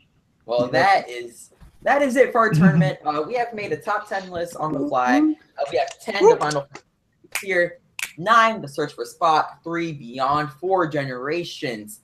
No, not 4, 7, I apologize, Generation, 6, The Motion Picture, 5, The Voyage Home, 4, Star Trek 09, 3, Undiscovered Country, 2, First Contact, and 1, Wrath of Khan. So now we're going to jump in.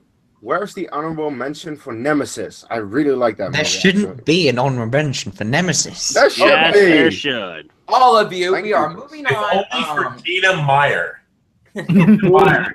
Wait, come on, what's up?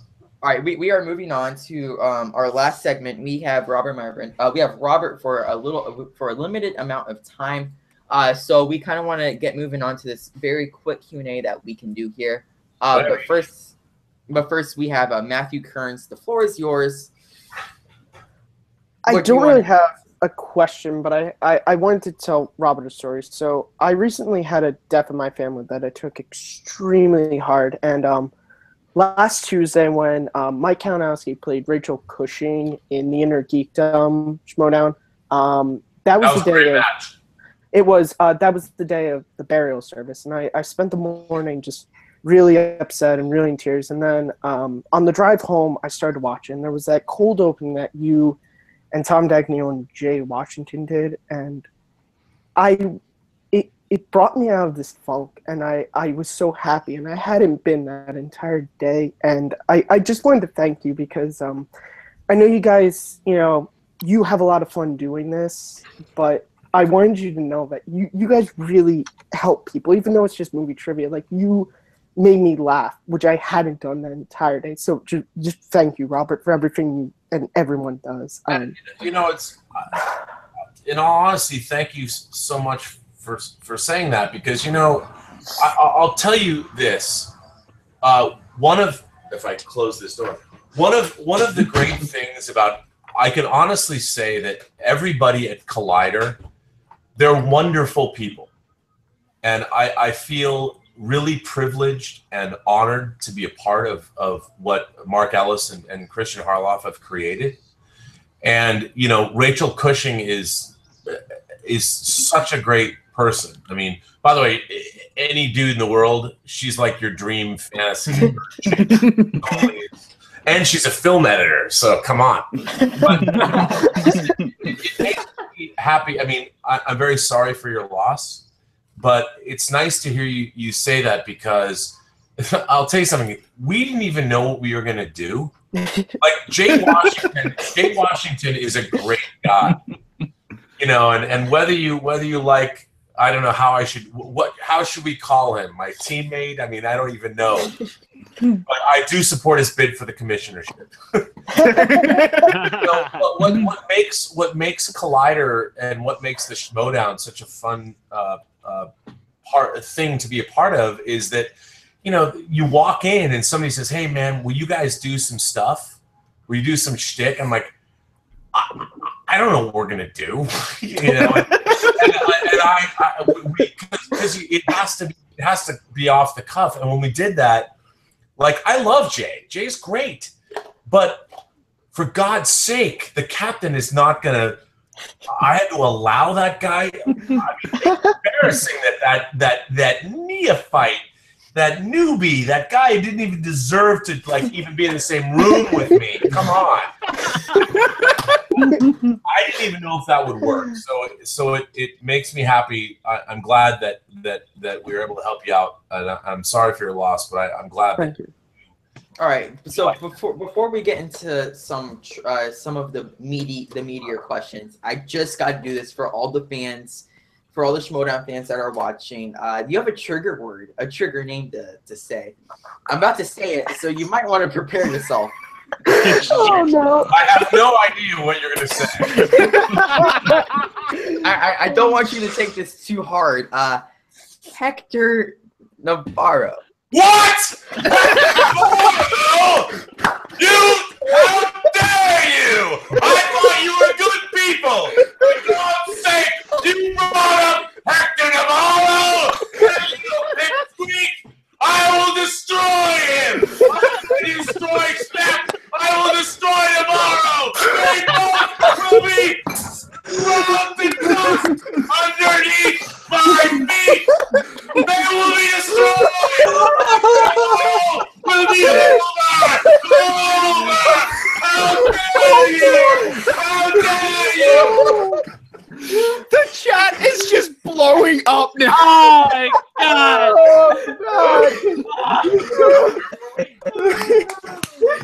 Now, people wonder why. Okay, so obviously, Robert, in case you weren't aware, on our channel, we have sort of a fan version of the Schmoedown called the Worldwide Movie Trivia. And when we have our version of Opponent's Choice called Rival's Preference, we actually play a soundbite of your now brilliant "Really? Fuck me!" And that's the sound that plays every time someone hits that. And thank you, sir. Thank you for giving us that great moment. Well, let me just tell you. I can't even, you know, it's really hard when somebody that I just want to grind underneath my heel every time I see him. But I can't because he's so small. He's so... And, you know, I beat him once in team matches, and I am going to... People, look, I've had 3 shitty, really embarrassingly bad performances in singles. But I think Mark Andranko, who I've known for a long time, I love Mark. He's very talented. I think he and I are going to surprise a lot of people. I think Blofeld Cat is going to be a team, a formidable team. And I'll tell you something. I can't wait. We're going to fucking beat. Ooh, sorry. We're going to be Team fucking yeah, Team Heroes.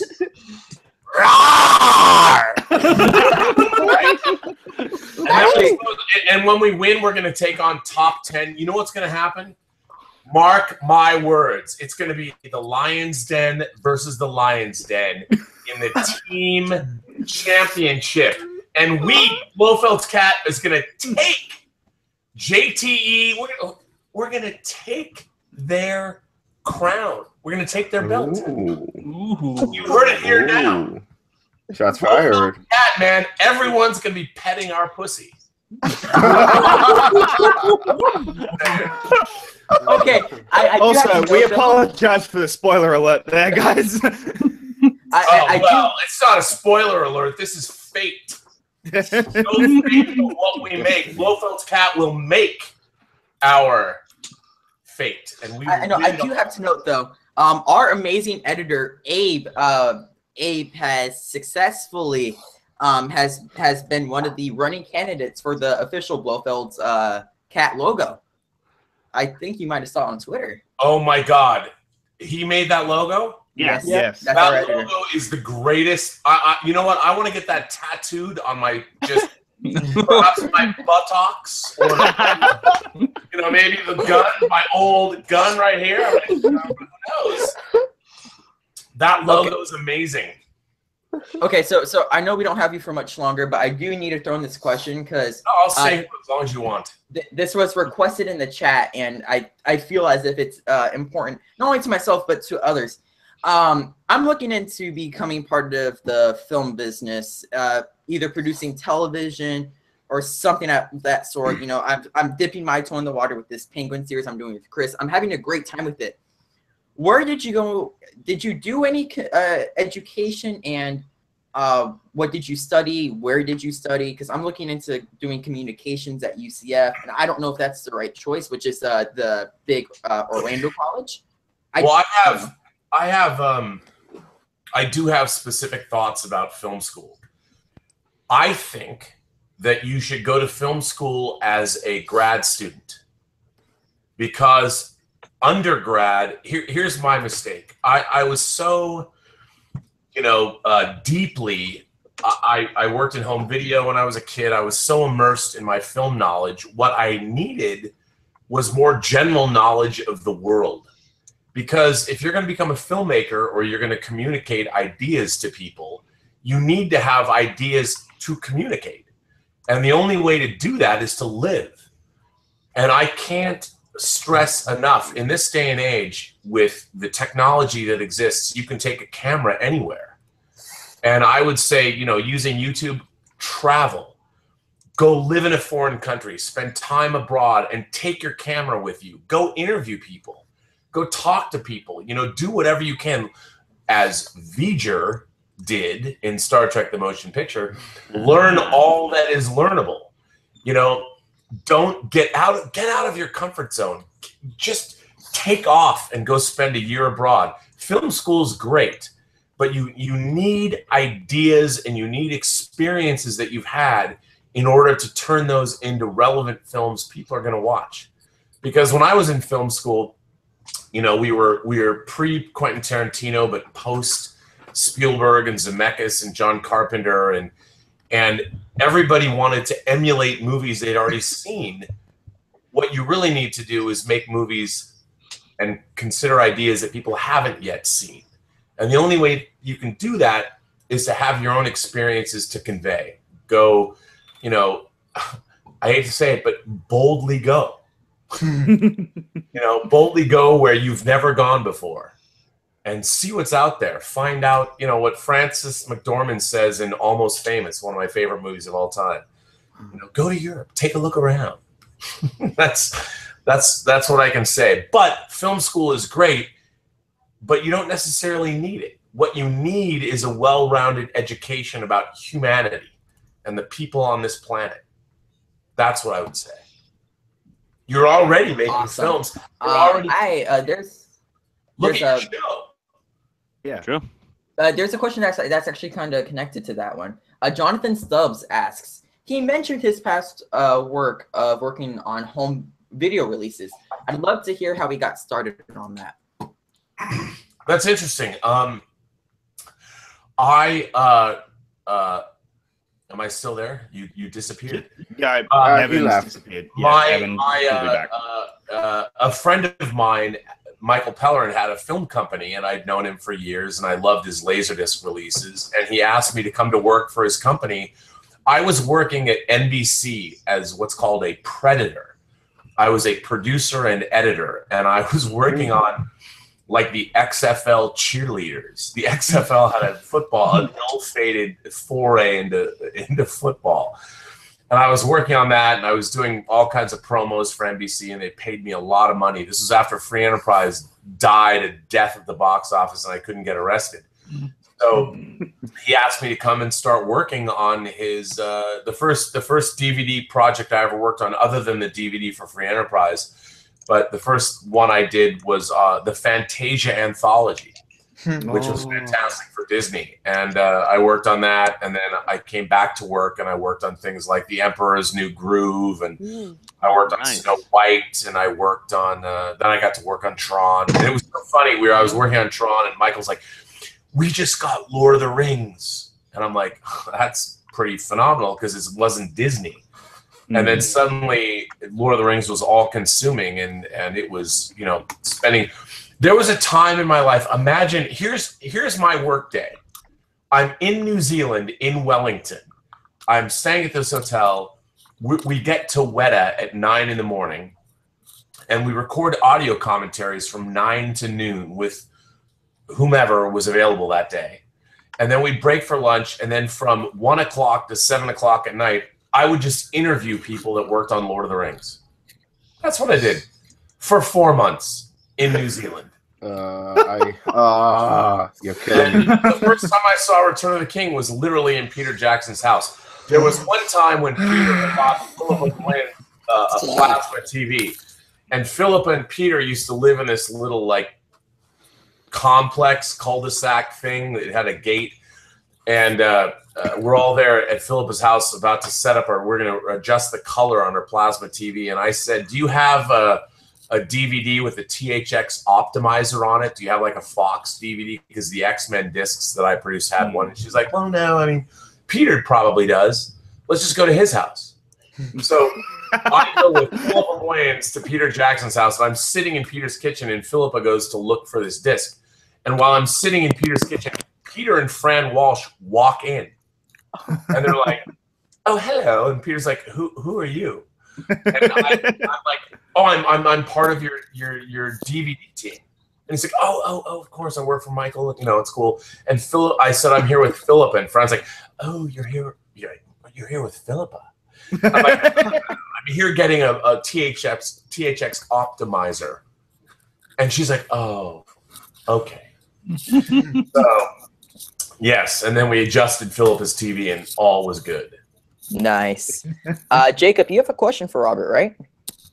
Yeah, so just going back on the special features kind of thing, what Sure.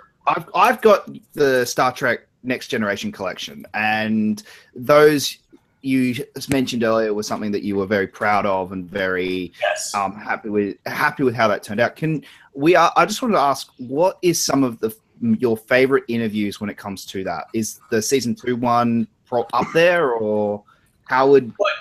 I think that for me, the highlight of my experience in that was we went up to Calgary in 2012 in Canada. And it was the first time the whole cast was together to celebrate the 25th anniversary. And I had actually had the idea. I said, what if we were able to go to Calgary since they're already there and we could film them? Calgary has this great genre festival, and finally they agreed to do that. And it was funny. I said, we should get some kind of a celebrity host to do that, to interview, to be the moderator. And everyone's like, well, you should do that. I'm like, I'm kind of a portly dude. Like, no, they're like, you should do it. I'm like, you want me to run the? No, it's one thing to interview people one-on-one when you're not on camera. But I was on camera, and I had to introduce them, and they didn't know me. I hadn't met them yet. After that experience, I got to sit down with them for hours at a time and interview the whole cast. But for that moment, when I had the entire principal cast of Star Trek The Next Generation sitting with me, and I'm in a room just chatting with them, it was amazing. I mean, not only was it amazing in my special features career, but talk about geeking out. Yeah. My God, it was incredible. It was incredible. But, other interviews I did, I was very happy. There was so many interviews. I love talking to John Delancey. I mean, he was so great. So, and Dr. Pulaski. It was underrated. Well, she was in 2 episodes of TOS. She was in Is There in Truth No Beauty, and she was in All Our Yesterdays, the Sargon episode. That's right. And she had recently lost her husband, and she had been hospitalized, and we didn't think we were going to get Diana Muldaur to be on the disc. And I was like, we have to get Diana Muldaur. I mean, I really wanted to get her. And she was so delightful, so sweet, so nice. And I was so happy that we were able to get her. Like we were given carte blanche. Like, we just thought stuff up and did it, and they allowed us to do that. And one of the other things I'm really proud about is David Rappaport, the little person who was the leader of the Time Bandits. Yeah. Yes. David Rappaport. Yes. He actually was originally cast in the 3rd season TNG episode The Most Toys, which I think was the second to the last episode of the 3rd season. Saul Rubinek played Kivas Fajo, the character. But David Rappaport played the character for one day. They shot for one day, and then he actually attempted to take his own life. So they recast, and he succeeded 2 months later. But as far as I knew, they shot for a day. And since the Next Generation, we had all the negative, I kept asking, I said, if you guys come across some negative for this particular episode, could you send it my way? And I get a phone call. They're like, yeah, we found this negative. It was never used. It's never been looked at. It might be the negative you want. And they sent me a drive with the David Rappaport footage. And no one had ever seen it before. And I actually got to cut it together. I got to cut original Star Trek The Next Generation footage together for the very first time. And it almost, when I sent it in, it caused bells ringing at CBS. They're like, what is this? There's no paperwork on this episode. What is this? And I said, oh, I'd explain it. And they didn't want to put it on the disc. I said, you have to put it on the disc. This is amazing. They contacted his next of kin, and they allowed it, so it's on the disc. Fantastic. Wow. Brilliant. It's great. I mean, CBS was amazing during that because they let us do whatever we want. I mean, yes, I admit I took a lot longer than I probably should have. I was a pain in the ass, but I really meticulously wanted to go through this stuff. It's like, they're like, why do you need to go, interview the guy who wrote Chain of Command, who is now a real estate dealer in Santa Barbara? I'm like, because he wrote Chain of Command. Why not? Oh, God. So. Wow. It's been an absolute honor to have you on. Do you have any final thoughts before we close out the show? Well, I mean, just to look, I really appreciate you guys and that you asked me to come on, and I thank you for all. Look, we love the support of the Schmoedown, and everybody who works on the Schmoedown really likes being there, and we wouldn't even be there if it wasn't for the fan base. There's no reason. Like, for me, when I first got asked, I'm like, do people even watch this? But it's like you guys told me tonight. It's so much fun to do, and the feedback is so great. It's a little hard on my vocal cords. That's your own fault. I mean, when you really think about it, Hector Ball deserves to be destroyed. He deserves it. Yes, he does. But other than that, I mean, it's nice to know that we bring joy into people's lives. Although sometimes, goddammit, I hate giving the Hater and Geek the title back. Yes, I do. Sorry. It's Friday night. You never know. But no, it's great to have a fan base, and I do appreciate you guys asking me to be on the show. Yeah, Thank you. Yeah, you're an absolute scholar for coming on. Chris, any last thoughts, and where can the good people find you on Twitter? Doman, sorry. All right, yeah. I mean, again, this is humbling. I mean, I thought getting Christian Harloff an interview with him was insane. Robert has now been on our show for 2 hours, which sorry, Christian, you have a little competition now. But again, Robert, I cannot thank you enough as the head of Take 3. And again, I'm blown away.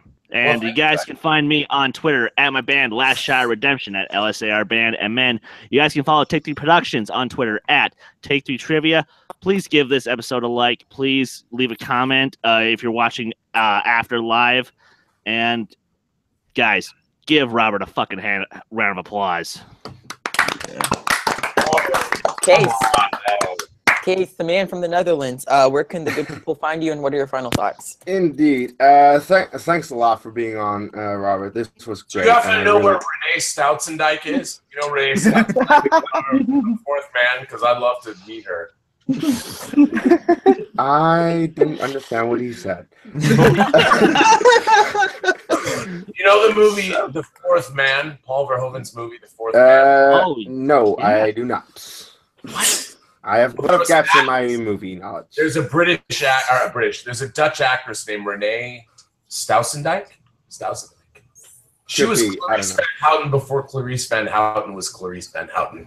You must find her. Anywho, this was great, and you can find me at Dutch Movie Guy on Twitter and the Dutch Movie Guy on YouTube. Thank you. This was great. Wow, I'm so blown away. Harvey Dreyer, where can the good people find you, and do you have any last thoughts? Yeah, when I started this, I didn't really think we'd ever get anyone on the show. So it's really, it's like mind blowing. So thank you so much. But yeah, it's been great. You can find me on Twitter at HarvDryer1. You can find me on Instagram at har.vey1. You can find me on Snapchat, hdryer1. And you can find me... no, that's all of it. Sorry. That's all of it. I get it. Being young is hard. Matthew Kearns, where can the good people find you? And do you have any last thoughts? You guys can find me rethinking the first J.J. Abrams film and how I rank it on the Star Trek list. As well you should, young man. Robert brought up some great points about why did Nero never go and warn them. But besides that, you guys can find me at Kearns_Matthew on Twitter, MattMovie611, and of course, hosting the Movie Fandom Show every other Wednesday right here on Take 3 Productions. Awesome. Jacob London, the Aussie, where can the people find you? You guys can find me here tomorrow with Robert Meyer Burnett watching Free Enterprise. God. Yeah, we're really looking forward to that here. Yes. But remember, guys, first weekend of September, we're really starting to ramp it up. Our Middle Earth Marathon charity event. I'm so excited. We're really looking forward to it, and I cannot wait to do it. The link will be in the description below, so make sure you go there and donate as much as you can for Make-A-Wish Foundation America. We are so excited for this one. But you can follow me on Twitter and Facebook at Jacob London. All right, Chris Clark, my friend and my right-hand man producer, and the man who practically orchestrated all of this for us. Where can the good people find you on Twitter, and do you have any final thoughts for us? Well, I didn't really get into it now, but when we watched Free Enterprise, Robert, you were a huge inspiration to me in my filmmaking career. Thank you so much for coming on. This meant a lot to me and the guys. This was fantastic. Yeah. Thank you. Thank you so much. You can find me on Twitter at Chris Clark 8788. Those numbers mean nothing. And you can find me on YouTube at No Man's Land Entertainment, where we're going to be releasing soon our Penguin web series. Soon isn't yeah. And then we have our special guest for the night, the man that has humbled me so very much, Robert Burnett, the only one that matters in my heart. Oh my God. Where can people find you? Jeez, kiss ass. I just want to thank you all for triggering me. Let's not forget, he had one rule for coming on this show, and we broke it tonight.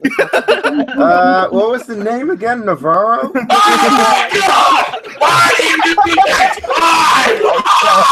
It's Friday night! I should be free! I should be allowed to have a Friday night without hearing that name! Why? Where can the people find you on Twitter, the captain? They can find me on Hector Navarro's grave is where they can find me! No, you on Twitter, or you can find me on Instagram at rmburnett, or find me on Facebook at Robert Meyer Burnett. But if you want to become my friend, please write me and tell me you're not a Russian hot bot and send me something like, hey man, I watched you on a podcast, or I saw you on Heroes, because I can't just friend every flotsam and jetsam person that comes running along, because you know who they might be friends with? Hector Navarro! That's who they might know tomorrow! And I can't be friends with those people, goddammit! God, this has probably been the best show that we've had on the Take 3 podcast, without a shadow of doubt on my head now. For Kees Cornelissen, for Chris Dolman, for Harvey Dreyer, for Matthew Kearns, for Jacob London, for Chris Clark, and for the greatest special guest that we've had on our show, Robert Burnett. I'm Evan DeGraff. You guys can find me at Evan DeGraff15 on Twitter, and hopefully Robert can friend me on Facebook. I tried it once, but I guess he thought I was a Russian sex bot, but that's another day. Watch our watch along tomorrow at the same time. Take care.